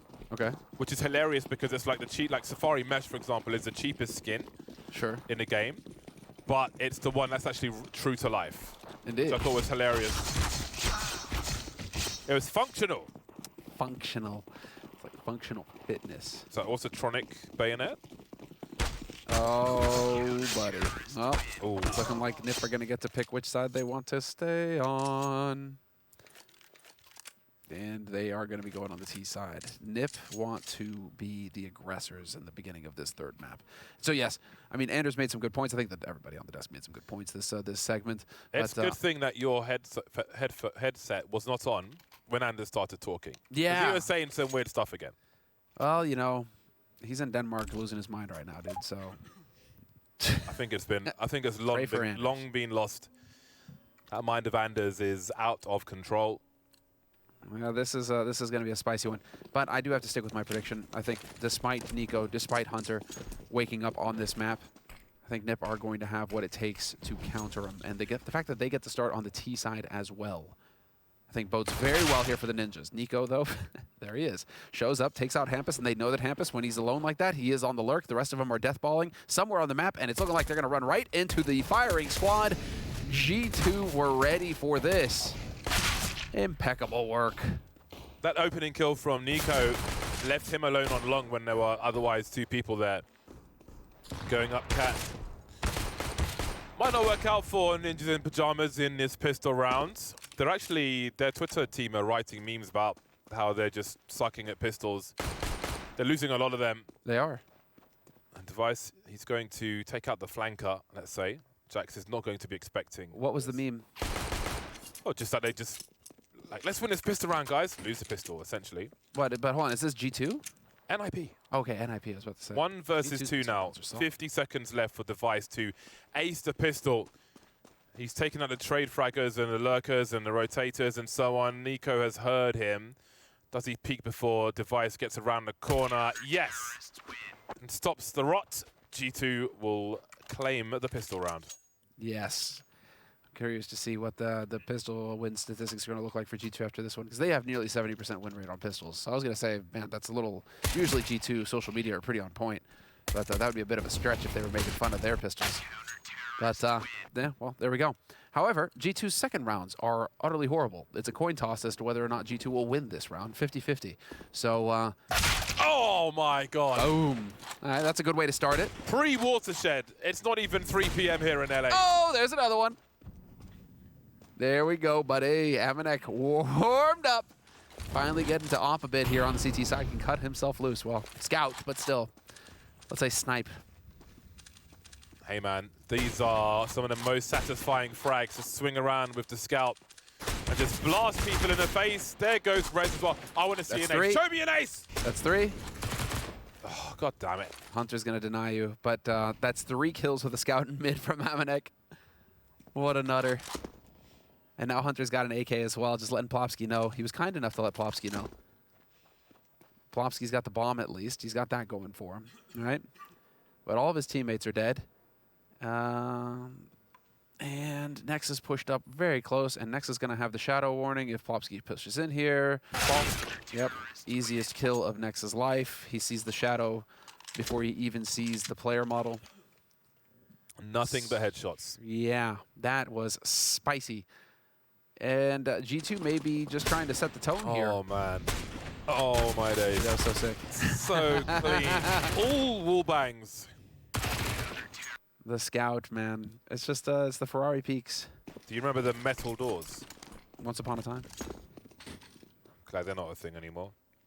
No, and well, you want to be able to put some shots through. It's fun. Next up, holding on the line here. This is pretty much a hard eco coming in here from NIP, so we should expect a fairly quick one from them. The game right now is to avoid Nico.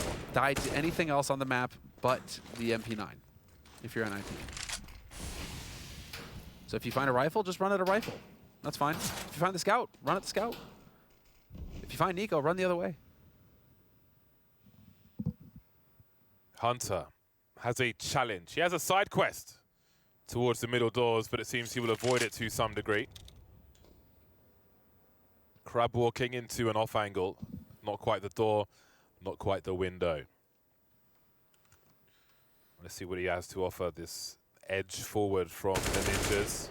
There we go, resetting the angles now.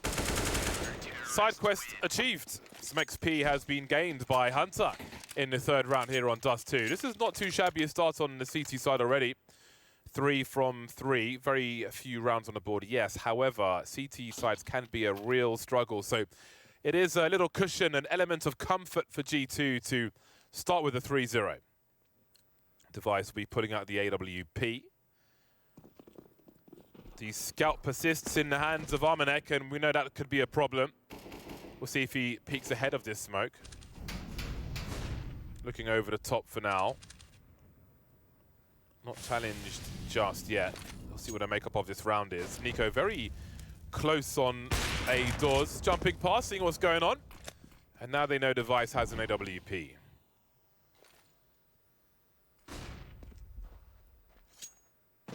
Next will remain by the doors. Some rotation spotted in T-spawn. Like that flashbang to take the short angle away if anybody's holding it.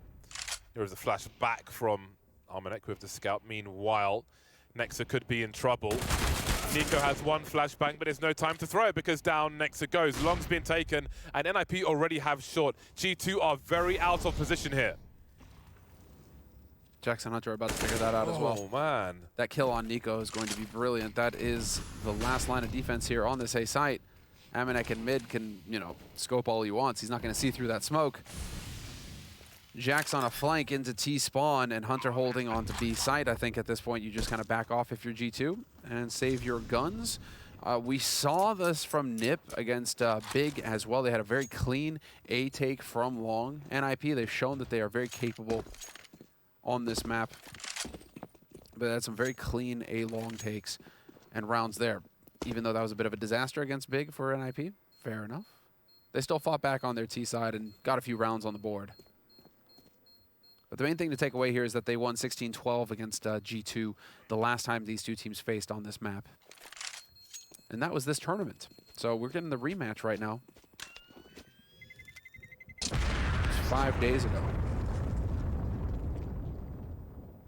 So enough time to start making some adjustments. But again, these guys have not really had that much time. I mean, they've been just kind of gaming every day. It has been a long tournament, a marathon, more than a sprint.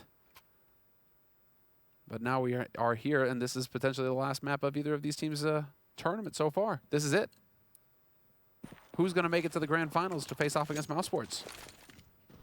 Smoke for the corner wall, I do believe, and the flashbang. So Boots, Armanek will fire off a shot, but he's forced back. They'll be comfortable enough behind that smoke to make it towards the site G2, as opposed to the ramp towards CT spawn. Jax with a wild swing. You could see the urgency in that push as well. He had Hunter on the bomb site just in case, but risks were taken, and they paid off on this occasion. Interesting that it wasn't Hampus off on the lurk like that. I mean, he will put ZTR out on the edges alone. Hampus tends to trust the ZTR's judgment. Keep in mind, they were kind of co-leaders of the team for a while there. A couple of maps that ZTR was calling on. But Hampus now, going into this tournament, they announced that he is now, once again, the sole in-game leader for the team. It just made things easier. It just happened naturally. And that kind of makes sense. But he will be able to trust ZTR on his own in those kinds of situations. So having ZTR on the flank like that doesn't hit the shot, but he gets the info. Now Hampus is over here clearing out Dark again. Not going to find him on short. In the meantime, the push is going up long. Surprised by that car position. We have trouble now behind that smoke. Hold on a second, Nexus here to help. How does Rez get onto the side to plant this bomb? He's got 30 seconds, and perhaps Device is the answer. He could be shot through this glass, but now no one's got the angle. AWP supremacy. How about that for a flank? Hampus moving through the B bomb site as it's planted on A. There were players in CT spawn, but they are there no longer. All three on the short position now. It'll take longer for Hampus to be a part of this round. Grenades deployed. You can see Rez now can change his elevation and choose his engagements to some degree.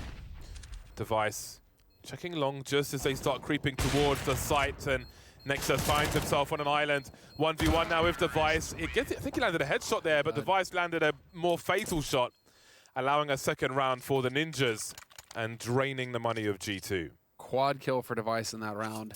And yeah, once you run out of flash grenades and Device is in that position, you are done. That's it. That's the round. Because you need to be able to force him off of this angle. We see it time and time again. I mean, you see it. This is essentially the main spot for CT side hoppers. And you need flashes to force them back, mollies to force them back. Well, without that there, I mean, Device, him losing the round would have been the disaster. G2 electing to go for a half buy this round. Essentially a route of eco here.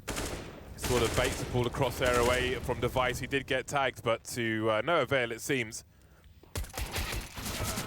Instant trade. No AK-47 for you, Nico, says ZTR. ZTR seems to be the hype man for Ninjas in Pajamas, the Flavor Flav. He really does he does pop off a lot. Yeah. It always makes me wonder, though, when there's that much emotion getting shown in those kinds of moments, you know, when the lows, you know, the lows also, do the lows match that? You know, that's what's dangerous about getting too hype, is that when things start to go against you, you may really feel those emotions a bit more as well, which is, I mean, most of the great teams, I mean, it's actually really uncharacteristic for a Swede and a Swedish team to be showing that much emotion. I mean, think back to Fnatic and whatnot. I mean, those guys hardly ever showed anything at all. They were robots. They just murdered everybody. And that was a bit more of the Swedish style. I mean, Get Right, I guess, would be the one to come to mind, right? The other guy who really popped off for the Swedes. Yeah, long storied player. I guess, like, Fnatic were more personality in the server. True. JW, for example. Yeah. But yeah, cool to see. I mean, he's the new generation, 17 years old. Brought up from the NIP talent pool, the young NIP team, as well as ZTR. He's definitely getting better and better as time goes on, which is essentially the gambit that NIP have made with him. They decided this is going to be a long-haul kind of play. Young Pajama people. Four-man take of long by Ninjas in Pajamas, and Nexa has to fall back. Ye of little choice. You see Armanek looking to contest the short position. Nexer is here as well. Again, long having been claimed so easily by Ninjas in Pyjamas. G2 have to hold on to short. They made this mistake already. You can see Jax is in CT spawn. SNIP continue to pursue from long, actually. Oh, the false sense of security. Hampers could find two. Indeed, he does. The timing from Ninjas in Pyjamas, expecting the split, suggested they're all on long, and Hampers just emerges. That leaves Jax and Nico versus 3 AK-47s. Jax with possession of long with a silenced M4. That's quite a meaty HE grenade, and there's one more where that came from. Rez repositioning, however, avoiding the second one. And they need to be given something. Hold on a second. Suddenly it turns around and Plopsky's alone, looking over the smoke, but he can't track just yet. Nico's here as well. This is going to get worse and worse for Plopsky. Once his smoke gone, he's in so much trouble. Running low on, but he's got 2 bullets left, and he manages to escape now. And the onus is on Nico. He has a molly, but no defuse kit. Plopsky does to go ahead of it, loses a duel, but is there time to defuse this bomb? I think he's got it. Oh, I think he has just about, but maybe he doesn't. Dude. Ooh. That was a crucial one. That's, you hold your breath the entire way on that one, man. There's a pucker factor on that round, and that was definitely close for G2. Well played, Nico, keeping his cool, but Hampus surprised at G2, really surprised at G2 with that info push from Jax. All through T-spawn, all through Upper Dark, all through T-spawn. I mean, this isn't the first time that NiP have run this round against G2, even in this half. So for G2 to get caught so completely off guard by Hampus pushing short like that is a bit surprising.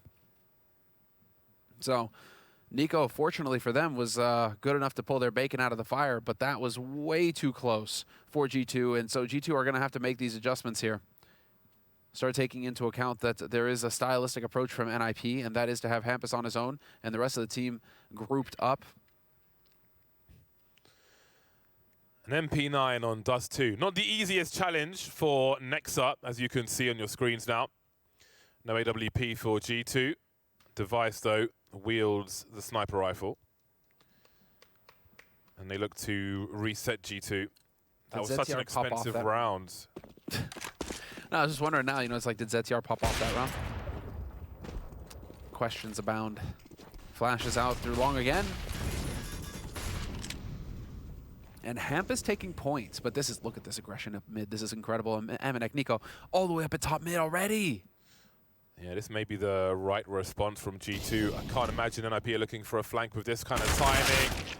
Jax by those middle doors now, and maybe that will spur them on, but how fast will this flank come? Nico and Armanek looking to breach the doors. Device could be a free kill for them. Posting up around the smoke grenade in the meantime. That flank's on the way. Is anyone checking for it? Device now realizing it, but all too late as they get cut to pieces on long. The play is the right one for G2. They survive with 4. Nobody getting the AWP there. That may have been an error.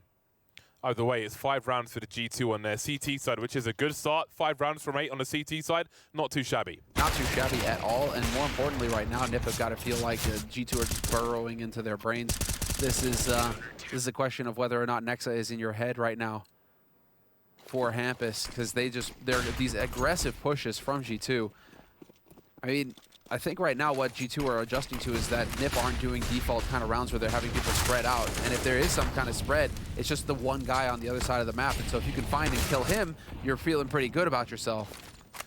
Airstrikes on the way to blue. Double pick from Ninjas in Pyjamas. And somehow they've got a 4 versus 2 from this exchange. Look at those X's on the radar.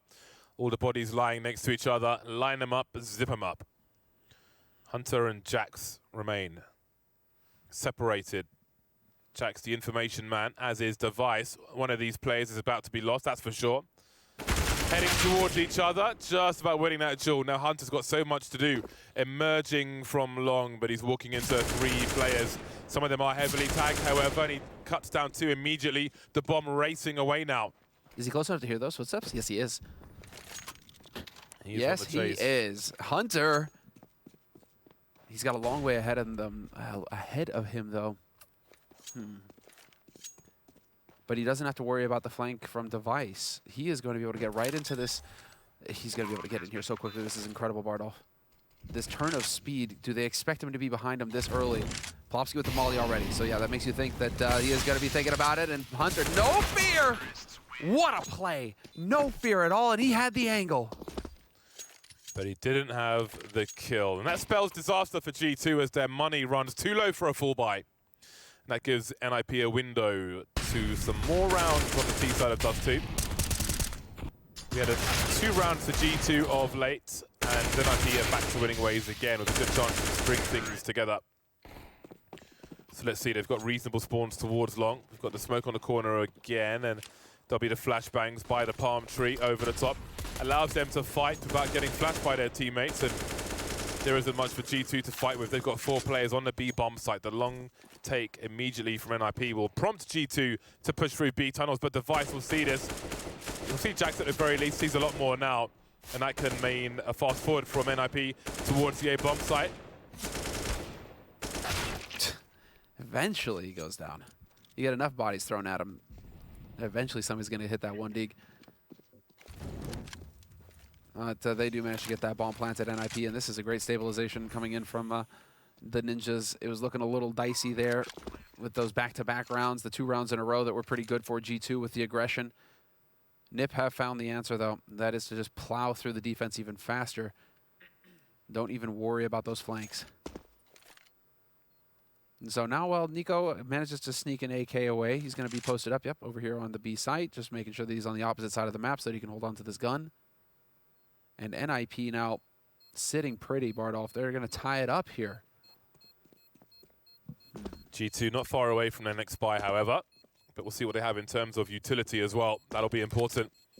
And if they can make the right decisions, it's been key for G2 to play against the timing of Ninjas in Pyjamas, these slow rounds on the T side.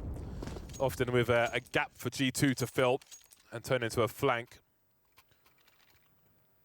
See the buy coming out now. Jax will have full grenades, but what of the others? Well, the last time these 2 teams played on this map, NIP only got 5 rounds on their T side.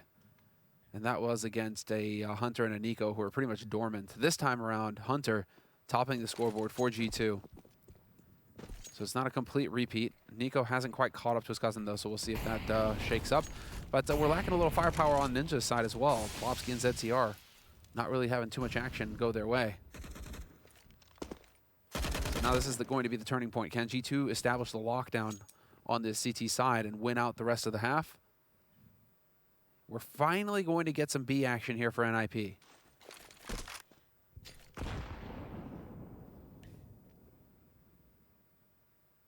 This is some good patient play, but G2, dude, they are so ready for this. 3 players alive on B right now for G2, and this is going to be the slow lurk from NIP.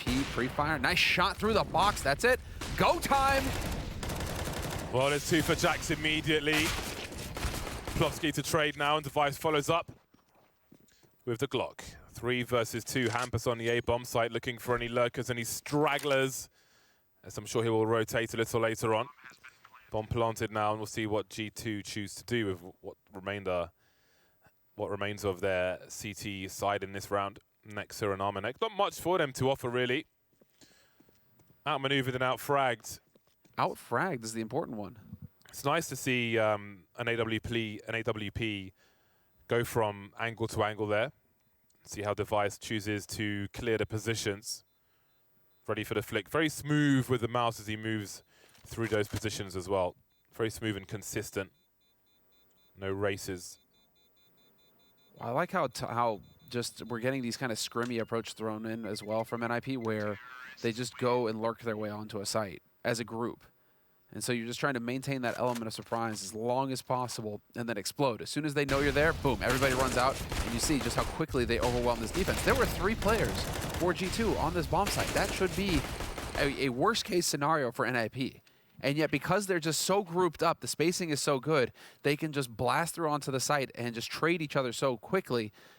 NIP just can't, or G2 can't get a grip on the situation. So the style right now, the death ball approach for NIP is working very well. 6 rounds on the board now for NIP. See, they've already done better than last time. Marvelous. Now we see that G2 can't really pick up too much around these saved weapons. Double Deagle and the P250 is what they have to offer. And sometimes that can be enough. We can see that a B bomb site has been abandoned by G2. Device creeping through the... Oh, there we go. And it begins. Now, Device will feel very exposed between shorts and mid. trying to isolate some fights and maybe pick somebody off in this mid area. Well, Nico's in his favorite spot on the map right now, so you have to clear this if you're Nip. You have to clear Nico close doors. He saw him too. Device saw him close. Oh, but Harmonix's gone beyond this Molotov, and ZTR is ready for it. Well, the crisis has been averted for now, but there are more players to deal with. Next, are looking for a multi-frag, spots the bomb. Hunter, though, what can he do really here? 1 versus 3 with a P250. Hampus has the angle, was creeping up long all the time. And that's the 4th round in a row for the Ninjas. Brilliant work. Utterly brilliant so far. This has worked out wonderfully, and that is also just a hard counter on the trap that G2 tried to set. But again, G2 now, they need to start winning a couple of rounds in a row to just get some money so they can afford the full nades. They can afford to play a bit more aggressively here. I feel like G2 are considering a second AWP. They have taken a tactical timeout. Jax has 54-50, and I imagine he would be dropping an AWP for somebody else, which means he wouldn't have much in the name of grenades. Let's have a look. No, it will just be the 1 sniper rifle and some utility and an AUG as well. So the buy is here for G2, looking for a 6th round. And again, you can see how important it is to win that pistol, as I mentioned earlier. It just gives you some padding when the CT side can often be very difficult. Outside of the pistol, they've really got 2 rounds here. So that is very much worth noting. But let's see what else they can get. 3 rounds remain in this first half. 13, 14, and 15, of course. Hampus making a fast play towards that short position. Almost getting caught by Armanek. A meeting of the minds, perhaps. Lining up the smoke grenade for the B doors, in fact. Oh, boy. And there's a dry peek beforehand as well. Hunter's got so much to do with the AUG. You can see Plopsky hopping up, one by the car as well. Falling into his crosshairs, shutting down the B bomb site. What a turnaround.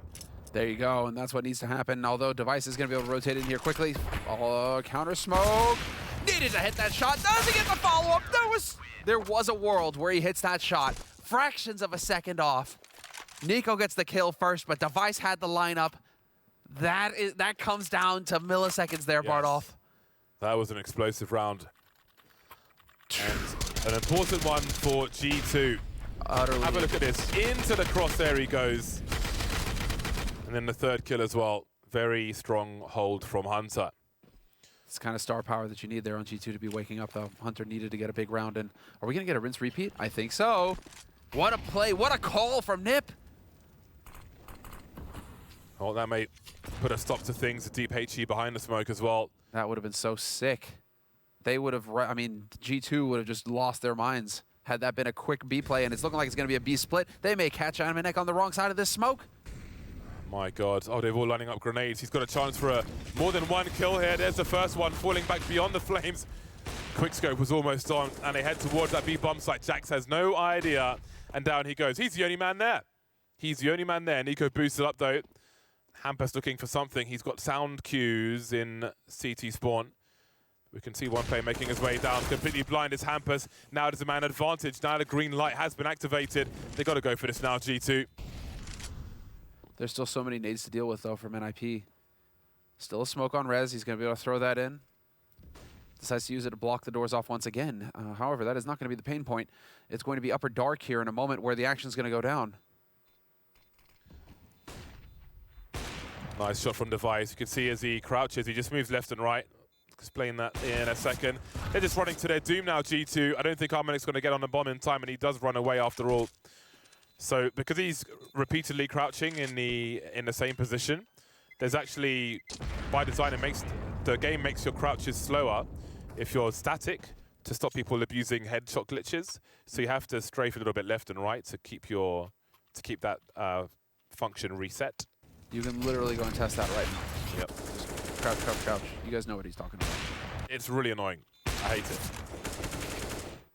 Yeah, well, countermeasures had to be taken.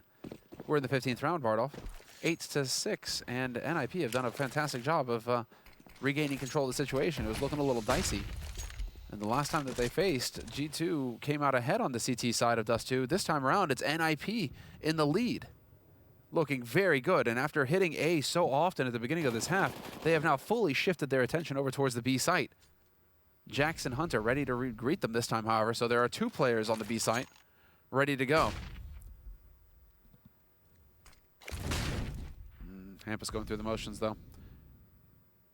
All right, let's see this angle clearing again from Device. His teammates will hold his left side. Oh, did he spot Hunter by double stack? I don't think he did, but surely he was seen. My God, that's a lot of damage. Jax with the FAMAS looking away from the flashes, looking for 2. He finds it. He could fall off this as well. Hunter and Nico are dropped, falling down now, but he's got no position to really reload. He's got 8 bullets, and maybe that will have to be enough. He is buying time for the reload simply by being alive. Dead now, of course. Buying time for the rotate as well. Amanek is only just now getting into Upper Dark, but that was very quick through T-spawn all the way over. And Nexa's waiting on the other side of the wall. He can do a jump throw Molotov, Nexa, to clear the position immediately below the window. That could certainly help him. But he'll go for big box instead. And there's Amanek creeping through the smoke, but he has been dealt with. Nexa's got to get his skates on now. No defuse kit, waiting for the smoke. 1 versus 3.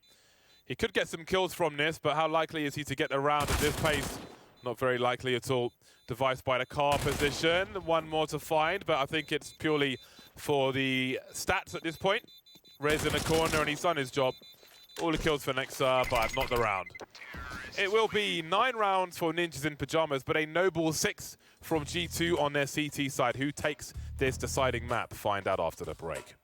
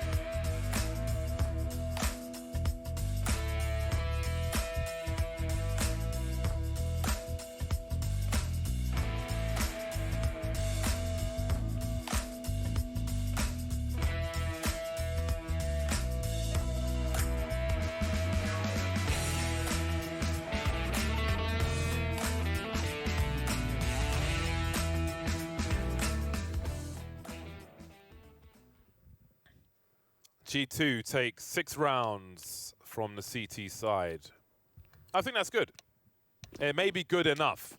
We shall see. A back and forth affair. Trading maps, trading picks. This is the final one. Nico with a Glock. Why doesn't he have a P250 to duel here? Every time someone does that, they never have a P250. It's always a Glock. Just spotting.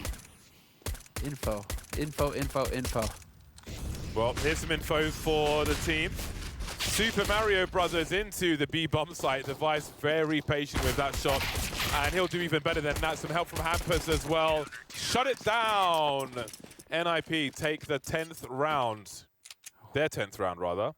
And there's a pop-off from ZCR. How patient was Device? He was just watching that guy staring at the wall. Yeah, he did not rush things at all. Maximum element of surprise from Device there. And G2 just got read like a Well, you want to say they got read like a book, but that Picture is a very quick rotation as well from NIP. They really were just prepared to hit that B site, and it worked wonderfully for them.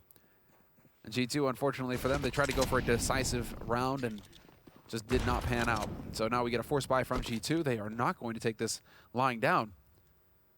Normally, you get a bomb. You don't get a bomb plant like that. You may go for a hard eco so you can get rifles in the next round. But G2 do not want to let NIP get too far ahead. They want to make a statement here. Winning this round would really set things out of whack for NIP. 3 SMGs, an AUG, and a FAMAS, though, for NIP, though. So they are very well equipped, and they are ready to dance. Device with that AUG as well is going to be a real nuisance. I feel like getting 3 kills as a team who won the pistol without losing too many players is what's been proving difficult. Hampus, the point of no return. He needs to, but there we go. The trade is immediate. That leaves ZTR in a horrible position. And if he dies, then a bomb site's lost. He can play around the smokes, though. Try and keep Nico outside the window. And now he hides in plain sight in these smokes. ZTR buying so much time. How on earth is he still alive? Hunter with the knife out. In the smoke he goes. This is turning into complete madness. Armanek stuck in a tunnel. Down he goes. Despite all of that, 4 players survived for Ninjas in Pajamas. That is a statistical anomaly. He survives that round with 2 health. 2 health. What is this Ring Around the Rosies game they're playing on the B site? It's a game of Duck, Duck, Goose. Hunter got plucked. Oh, that's not comfortable. I can't believe G2 only got 1 kill from that. My God. Smoke grenades and dust 2. That was very well done by ZTR to stay alive in that situation. And crucial as well, because I feel like if they take the bomb site there, G2, there's a reasonable chance Ninjas in Pajamas lose that round. Yes, 100%. You had 3 players on A for NIP. Nowhere near on the rotate because that CT smoke. It was just a brutal. That would have been utterly disastrous for NIP. Yeah, and I think that's a really key round as well because, again, it puts NIP in a strong position to start the buy rounds 12-6. Whereas it could be a completely different scenario had that gone the way of G2. But here we are. Hampus now looking for some bonus money. Might not want to re-pick that one again. 24 HP, had his bell rung. Drops the Molotov as it would make sense for them to hunt him. Threatening to slip away. Oh, high explosive grenades are not going to go close enough. I kind of always want them to land indiscriminately. I just want to see massive damage, chunks, you know? Oh, yeah. Fighting games, I played the big boys, Zangief, pile drivers, maximum impact. Sadly for you, NIP, that is one of the things that they're not the best at is utility damage. They are actually one of the lowest in the tournament in terms of utility damage. So they can become even more dangerous then. Yeah, there's room. They're 2nd lowest in the tournament in terms of utility damage. 16.6. Palm tree flash. The palm tree flash. Throw the flashbang behind the palm tree. They can't see it, but it will blind them. Left and right click. Walk backwards a little bit. It'll go pretty much directly up. Then you can swing with it. There is the flash. Has a little look. Got some support flashes from Popsky as well. Oh my God, the 1 dig though from Jax. That may open him up to a bomb plant, but Popsky may have something to say about it. Sees the need. Didn't realize Nex would be exposed there. The flash from ZTR allows him to open things up on the site and stop the bleeding. The band-aids are out. Brilliant work. Their flashes, though, are actually really good on NIP side. Yeah. So utility damage is worthless, but their flashes are actually right up there with the best teams. So ZTR, case in point. Beautiful flash, sets Plopsky up, and they retake the site without any pain. I suppose the issue is that G2 now, they really have money for everything that they want this round. So that bonus 800 from the bomb plant is going to make a difference, but now they've got the long road ahead of them here, G2. Pressure is on to take down the Ninjas. It's time to put the Ninjas wearing pajamas to bed. Yeah, this is a must-win round for G2. It really is. If they get wrecked here, they are F, especially if they don't plant the bomb. We have a very strong take of long from Ninjas in Pajamas. Very strong take. 3-man investment. They know it's clear. They've got mollies in the long position, and G2 may look for a fast play towards B because of this. Hampus now, he will head to an island alone. as he got support from ZTR. There's a flashbang to no avail though. He'll be checked for. Jax is falling. Oh my god. Oh, what? ZTR as well with the third one. I can't believe this. They were in such a bad spot. Hunter now with a 2K. They've got to force their way back into this, and that's one way to do it. The flick from Armanek, and suddenly it's a 2 versus 2. What a turnaround. G2 are forcing their way back into this one. What a beautiful shot from Armanek. What a hero. That was wonderful. That was the $1 million kill right there that opens all of this up for G2. Now this is a very difficult situation. Flash over the top. We're going to get some help here. Device setting it up for Plopsky. Plopsky's got a molly going on as well. But here we go. Retake attempt. It was brief. I think his molly was touching him somehow, which maybe made him a bit nervous. Hunter does not need to peek. So what does Device choose to do? This was a 2 versus 5, wasn't it? No, yes, it was. He had 3 kills on the outside. Hampus and ZTR. He doesn't need to. Hunter can stay there. If it's a default plant, he will survive in that position. Got to know your bomb plants. Device. That's wild that he goes for that peek afterwards. Being proactive at least, but yes, this was Hampus and ZTR doing. He's got a FAMAS!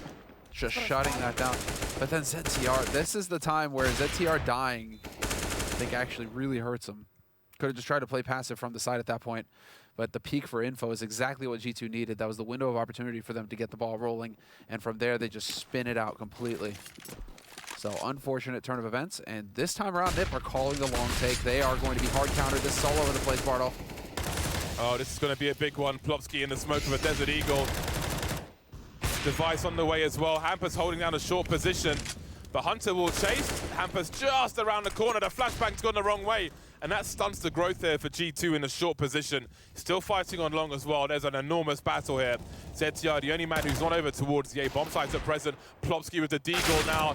And there's Rez with a ding and a dong, leaving Hunter and Armanek alone. In short, maybe they'd be further up if the flash didn't hit the wall. Who knows? Either way, it's another 2 versus 5 for Armanek and Hunter. And this one I feel like is going to be more difficult. ZTR still, despite all of this, in the B bomb sites, and that may be key. 1 minute on the clock. Did G2 even make a play here? Can they afford to lose everything? It doesn't look like it, but Armanek's looking to see what he can find. ZTR elevating his position. That looked on as well, but maybe he hits a wall. And this may be a long round. My God, if G2 were to lose everything here. It would not bode well for their prospects in the rest of this half. That is certainly true. But it's looking like we're going to get that split onto B here in a moment. Armanek taking his time with it. He has caught ZTR in the past here. Can you get this jiggle peek? ZTR, though, playing very passively, really forcing Armanek to commit himself to the bomb site. Is Device holding the cross for him? No. No, he's not. He was in a different position earlier, but I think he may have been previously. 6 seconds and he falls back. I think he was posted up here on the radar. I mean, I think this actually has to happen here for G2. Armanek can drop an AK for Nexa if he wants and just be light on the nades. You can try and stretch your money right now if you're G2. But if you were going to take a timeout, now would be the time to take a timeout if you're G2. Now would really be the time to take a timeout. Timeout? Tactical? Tactical timeout? No. All right, no timeout. This is it. If they lose this round, G2, NiP are just primed to take this series and go to the finals. Oh, Jax has made his way out with a Mac 10. Hold on a second. Plopsky's still just around with a Desert Eagle firing off. He has got an AK as well, though. And they realize that Jax is in the pits. And down he goes. Plopsky with the deagle. Just trolling at this point. In the meantime, there's an execute into the B bomb site. And once again, well, no, actually, this time G2 will take the bomb site. 3 versus 3. There's a weapon for Nexa to collect. It's an AUG as well. And we know that the AUG shreds. There's an incendiary for Device. It goes below the window once again. Very key for the retake. Great shot onto Armanek as well. Very fast from Device. Extremely lethal sniper. Nexa and Nico. In a 2 versus 3, looking for lurkers, but both players are on the site now. All 3 NIP players with kits. The grenades keep streaming in. And here comes the swing, a wide swing from Plopsky, and now Nex is in a 1 versus 2. Device with 1 HP, will trade. Got to get in that bomb quickly, got to collect a defuse kit as well, I think, maybe. Either way, it is going to be 14 rounds for Ninjas in Pajamas. Double the score of G2 in the final map. Just pulling ahead. Shutting it down. Jack did the best he could in that situation. This was really just a G2, you know, they needed to win this out at this point. But that kill right there on Amanek, I think, is the huge turning point where him missing the shot on Device. The fact that Device hits that shot is ludicrous. No scope. Because Amanek is holding that angle the entire time.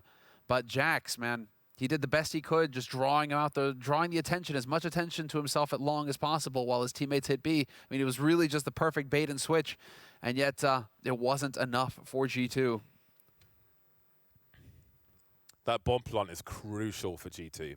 The situation is not ideal, but they can all buy an AK at the very least, unless they want grenades. And there will be some grenades pulled out, so we'll see an appearance from Nyod Galil. Pressure's on. Just enough for the AWP. And so now let's see here at 14-7. Nip had an accurate read last round, putting the, yeah, they're going 4A again. No, okay, catwalk, fast cat from NIP. 3 players make their way towards the tunnels. That short smoke actually gives some cover for the Ninjas in Pajamas. And they'll make their way up towards top mid. Does he see? Oh, he hasn't seen next to Plopsky. Oh, surely! Is that a resolution thing? I don't know. Either way, Nexa yields 2 kills from that. Nexa's been so good for G2. Maybe it was the X-ray. I don't know. I thought he saw him. He didn't see him, and now he's dead. And maybe in his death, there is a chance for G2. They need a lot here. How brazen does Hampus feel at these middle doors? G2 holding position as far as the B tunnels are concerned. Device in a forward position. I've seen him here before. 55 seconds. G2 can't make any errors here, despite the man advantage. Just waiting now. There's a short smoke from lower tunnel, and Hunter is picked up for free. A rare miss from Device, and still a chance at a man advantage for G2. 40 seconds on the clock. Bomb not spotted in the hands of Armanek. Top mid. Hampers with the AUG. It's going to get wrecked by Jax, leaving ZTR in a 1 versus 3 on the low ground in CT spawn. That makes it very awkward, but I don't think they know where he is. He hasn't fired a shot just yet.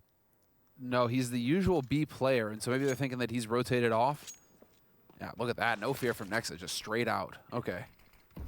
Makes you think that perhaps that the rotation came in from him, and so just boldly planting. No problem at all. I mean, this is going to be, as far as Nip are concerned, I think they go for this aggression just because they're so far ahead. So they have a few rounds to play with, right? You can go for a little bit more of an ambitious strategy, but this is going to force them into a weird situation in terms of money.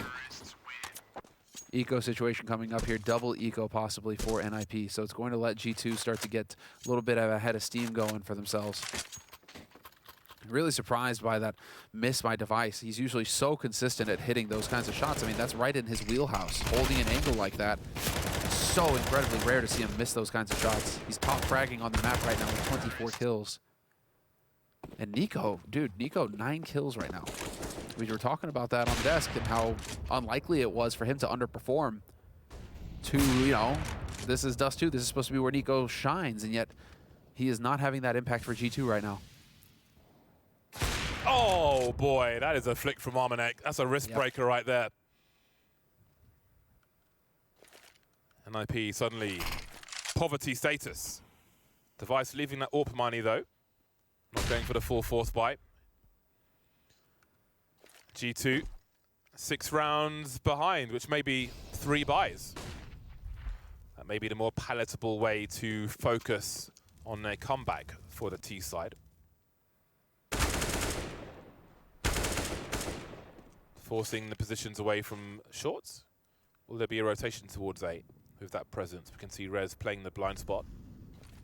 Blind spot will be coming after this match, of course. Okay, jumping Nico. Don't know if that was deliberate. Either way, the bomb site's been taken. That's the important thing, and they've got overwhelming numbers. Bomb planted towards double stack. Hold on a second. There is no bomb plant just yet. Device now in a 1 versus 3 with a Scout and a Desert Eagle. And he is walking away. The map's upside down. He heads away from the B-bomb site. Yeah, this is the one where you're going to back off and save. If your device, this was a force buy from NIP, knowing that they were looking at double eco, they just went for it. And so they are going to be ecoing in the next round. So device, you might as well hold on to the Scout and see what you can get done with it. He was saving his money for the AWP as well, so he will be well prepared. Good on him to survive this. But I like that from G2, just straight out. I do like that they're also checking that spot. It's becoming more and more common to see players holding close left like that.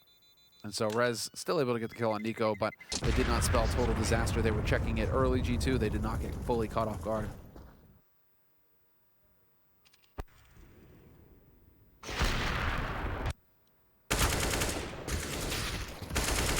Our producer's casually walking around with the trophy, wondering what's going on there.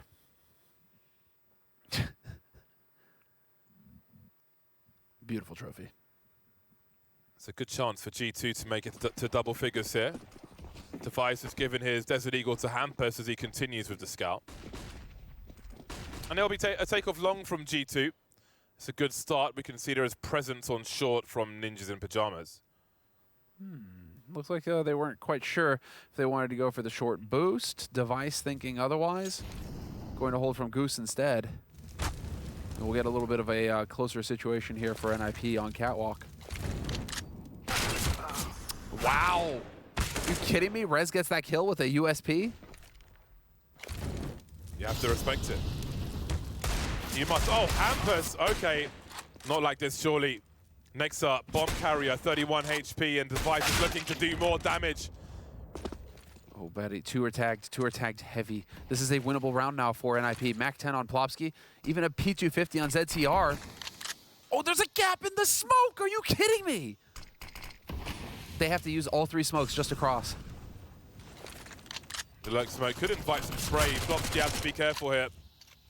And G2 have to be even more so. Armanek will be watching the smoke. Plopsky's spray will be punished. And the danger has come to a close. G2 closing in now on Ninjas in Pajamas, and surely the pressure's starting to rise on the latter. They have a buy here, a buy at 12. Man, are they fortunate that they had an extra smoke to use their G2 to get across. If there's that gap, that is just a nightmare for G2 with 2 players low like that. But now we are going to get the buy round coming in from NIP, what they've saved for. It's not the best. You can see that they're limited on nades, having to go for a FAMAS. Default approach from G2, however, not quick out long. Just a little bit of early nade pressure here from Hunter towards B, and the rest of them are going to start clearing out mid. There's the flash, and Hampus. Too hesitant. Can't hesitate like that against Nico. He will take your head off.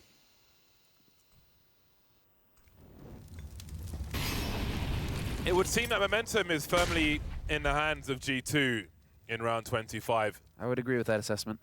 They've had deficits before. I don't think they'll be too concerned of pressure right now. A kill in CT spawn, and they head towards short for the usual take.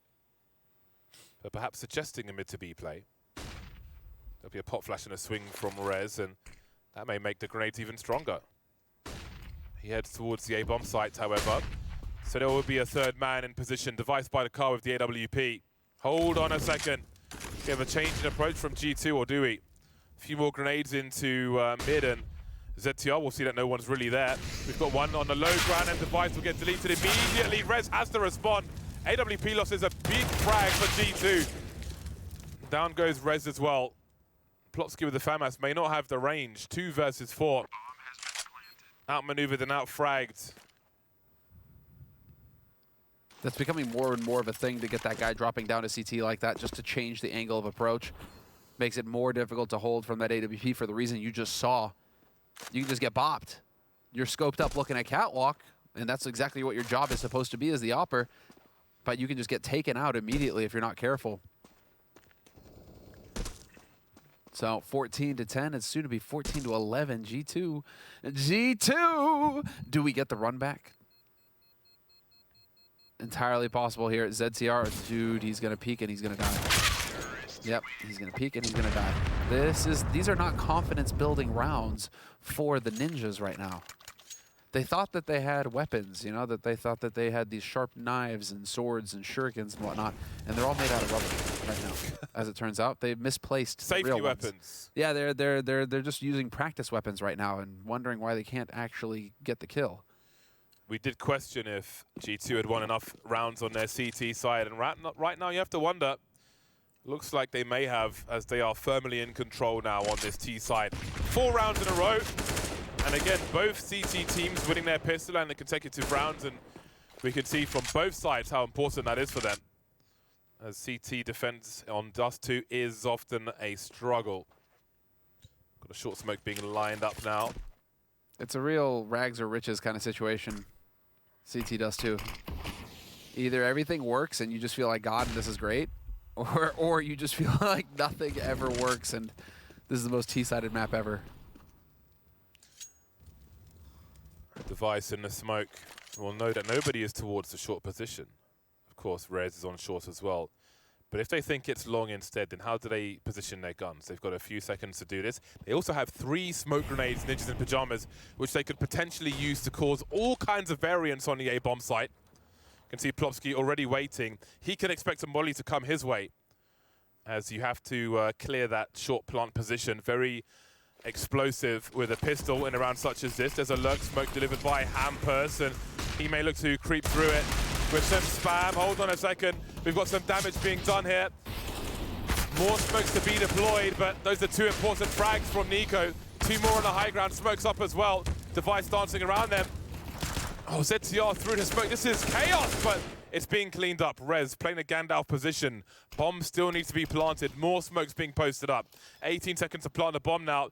Does he have a look through? Hunter creeping through the corner, and he wins the duel. A scary one for G2, but they do survive. That last smoke, I think, throws everything out of whack for Rez. If he could have if that smoke wasn't there and they are unaware of his position, he can wreak havoc. But even then, that is such a close round for G2. NIP, well, now we get to see the real guns out here for them. Finally, after these rounds of eco, they are fully equipped. Kit on ZCR, nearly full nades. Device has the AWP, and this is it. The round that is going to decide this, it almost feels like, because if they lose this round, Nip, G2 are going to be very close to tying up this map. And that would be one of the craziest comebacks we've had all tournament long.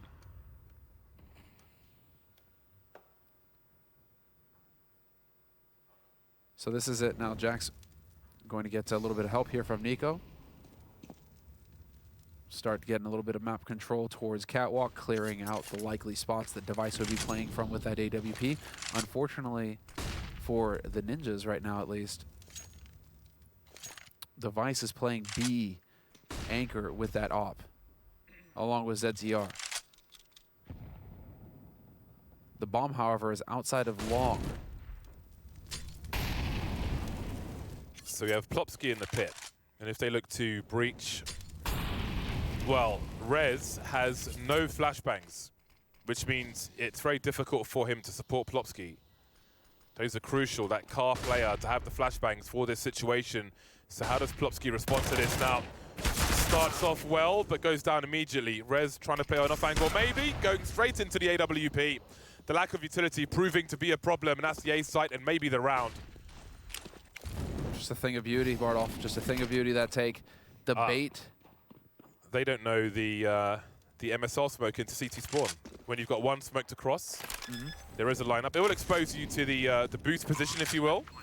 To what? To elevator? To element? Basically, you can where that little white mark is on the floor below the crosshair, like right there. Okay. You can stand there and line up on the wall to throw one smoke that goes into CT spawn to cover the cross. Got it. Essentially. Okay. So when you've only got that one smoke, you can find it on my YouTube, James Bardolph CS. the Dust 2 playlist. Oh, there you go. It's an essential smoke to know. I love it. Oh, this is the bomb going off, and G2, this is now getting into worst case scenario situation for NIP. The territory, oh, the fadeaway shot. Device catches Nico in the last split second there. So just a little bit of damage being dealt to G2 economically, but they're fine. They can full buy, no worries at all. Plenty of money, as you guys can see. It's all on NIP, who have to go for MP9s and just, you know, they're actually going to go for an MP9, and this actually works out. Look at the nade count. So both of these teams actually pretty well equipped. Device going to take the AWP to long this time. Unfortunately for him, nobody showing up for G2. We're back into the G2 default. Oh boy! Dude, that HE though, It's a good that's start. different. It is a good start. Do we get the Nexa flash through the doors again to set up the mid take? Or is it Amanek who's going to provide that? Looks like it's Amanek. Flash. Still Flames. It's just a cross, in fact, to head towards a short position, it seems. Into the waiting hands of Device. Playing an off angle, as we can see. Not wanting to get pre-fired, but Amanek has a flashbang. We'll see how good it is. There he goes, forced from his position. They're looking to charge. I think Device was considering a play towards CT spawn. Oh my days. Absolutely annihilated by the AK-47. That leaves Plopsky with an MP9 on long. Not much he can do, but tried to hold on to long. Hold on a second. He's heading towards the bomb site. There are smokes up, and he's going to progress. The HG grenade for the bomb plot. There's one.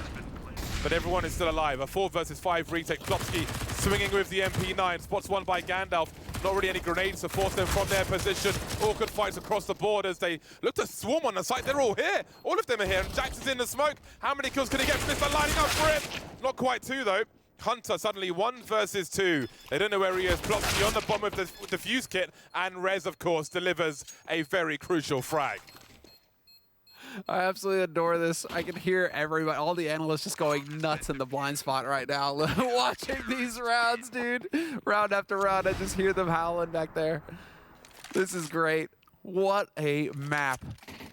And G2, they have money to go, so we can get overtime here. It can just keep going now between these two teams, and that's what I want to see. I want to just see them go the distance now. This retake from NIP, you can see. There's the pop-off, and there is definitely a lot of frustration getting shown by Nexa. After such a long comeback. 6 rounds in a row from G2, just 2 rounds away now. Hampus announces an AWP. Will G2 expect another one? They probably think that's Device. How much health did that guy have that Jax was taking a fight with? The second kill that he failed to get there, that is outrageous how close it was. The margins, what a play from him, and it just did not go well enough. Just takes the 1 round. This is it. Do Nip have what it takes? Plopsky. This push. Nexa is definitely ready for this kind of aggression, though. But it may be that just Plopsky gets left behind over here to secure this, and Hampus can rotate back to Car, which is where you should expect to see the AWP. Bomb could still go mid in this situation. Hunter trying to cause as much of a commotion as possible, trying to lock this defense towards the B site. But this is going to be a push onto the A site, and Hampus is nowhere near. Hampus is completely out of position. Everybody, yeah, they're completely out of position on this A bomb site. Hampus in no man's land has to fall back towards long. This will be key for any kind of retake for Ninjas in Pajamas, but they still have 2 players on the B bomb site, so they may save for that final round. This is going to go safe. Yeah, they lost position, and fair enough. They'll look to hold on to all these weapons. That's what's really nice about what Jax is doing. When you throw yourself down there, the point man, you throw yourself down, either you can take the fight with the op at Car, or you can look towards CT. And that's what happens. Rez, he doesn't know which way to look at that point, and he just dies. So Jax providing so much value. Throwing himself in first. He can pull the crosshair down of that AWP. He can definitely create a lot of commotion. You saw the value there. Nice shot from Device. Has to be careful about repeaking, though. They cannot afford to lose these AWPs. But NIP with the double op setup, and they went aggressive longhouse, and it just did not work. And Hampus is going to be kicking himself that he wasn't playing Car to at least put up a fight on that angle. Although, you know, it was Device who faced Jax doing that jump last time. If Hampus was there, odds are he gets caught the same way that Device did. But that was a beautiful round there. Device is so smooth the way he sweeps from angle to angle. I think some other snipers will look for the usual spots, but he just consistently sweeps from one to the other and then delivers as well. Well then, Device will be towards long on this occasion. And it will be, well, we've got 2 players towards B, including Hampus with the AWP. Only requires 1 mistake from G2. The HE's being deployed as well. Oh, that's chunks. Some flicks as well. They've got support flashbangs as G2. They're just stuck in the choke point. They're neither here nor there. But Hunter is happy from his position, or is he? They win the duels now. They can't give up the 1v1s, NIP. They've got to go together. We've got Device rotating towards the tunnel. Rez and Plopsky on the outside. Plopsky has a Molotov to try and stop a bomb plant. There is one from the T's as well. They plant that bomb. 4 versus 3. Device looking for flanks, but Armanex, his angle is so tight. How does it Device possibly come out of this one? Oh, the swing hits the backpack, complete with, that's not a hitbox, I can't believe it. 3 on 3 now, and Device has position by Big Box. There goes the Molotov, and there goes Rez's face. Device creeping in now, it's got more angles, but nobody's showing Plopsky. This is so clutch. Device takes out Nico Hunter, 1 versus 2. The last round, they can't do it. There's a kit for NIP as well. All the rounds, and Ninjas in pajamas with that final one after a big struggle in the second half. Take it 16-14. What a slobber knocker. What a map. The last time, 16-12, NIP. They let it get a little closer this time, but again, they win Dust 2 against G2. And yes, the frustration clear for G2. It was within their grasp to hold this, and Amanek is, that shot on Device is going to be haunting his dreams for a long while yet to come here. That is unreal how that retake plays out. You have to think that that is overtime. You have to think that that's going to overtime. Man. And man, yeah, Nico right now. Nico, there's a lot on him right now. I'm sure we're going to be able to talk about it at the blind spot in a moment. But again, not showing up on this map for G2. Hunter, we saw a resurgence from him. He definitely started, carrying a bit more towards the beginning and getting into the end there. But Nico, once upon a time, Dust 2 that's his map. He just murders everybody on it. And yet it feels like it's been a long time since we've seen that from him. Yeah, that's a very difficult loss. Just patiently winning round after round after round, only to be pipped at the post. And that's somewhere that Nico's been before. But that's enough from us for now. It's over to the blind spot with Heya Freya. Thank you very much, James. I don't even know how to put that into words. The emotions we were all feeling, particularly me. I've now lost out on my unicorn prediction point, so I'm probably going to be doing the forfeit. Launders is so happy that he's run off to celebrate. You say you're probably going to be doing it, but I don't think so. I think there's still definitely a chance for you to get back into. Yeah, no, there is a redemption story, but going to dunk tank, Freya. Yes, spoilers, man. Yeah. Metaphorical dunk tank. Somebody that we definitely is not going to the dunk tank. NIP. We thought G2 were going to be bringing it back 6 rounds in a row. We almost thought it was going to be going to OT. Can you guys put into words what on earth happened in that final round? Because it was so back and forth. G3 post plan in the B site, and somehow Plopsky gets a pick. Device gets 2 kills. I don't know how he killed Amanek. That was, I don't understand. He showed his ass a little bit, teased him a little, and then it's just clapped his cheeks. He turned around to clear playground, showed his back by accident to the tunnel. Amanek shot at the backpack. And then from there, Device did play it really perfectly. Yeah. The guy Big Box, he just held it. He trusted Plopsky to go for the other kill. This retake was unreal. I mean, how do you explain this? It's just so many incredible This one was What is this? I don't even know what that was. I don't even know. What? I don't even know why he's swinging like that. He's scared of playground or something like that. Scared of some flank, yeah. Yeah. Oh man, that was wild. This is why you pay Device the big bucks, though. Yeah. That is literally why you pay him. Yeah. Yet again as well. I think that's what's been really impressive with Device's form throughout this entire tournament. We've just seen him get more and more and more comfortable, which you would expect with one of the best players in the world. But it's been great to see him kind of fully integrating into the NIP system now.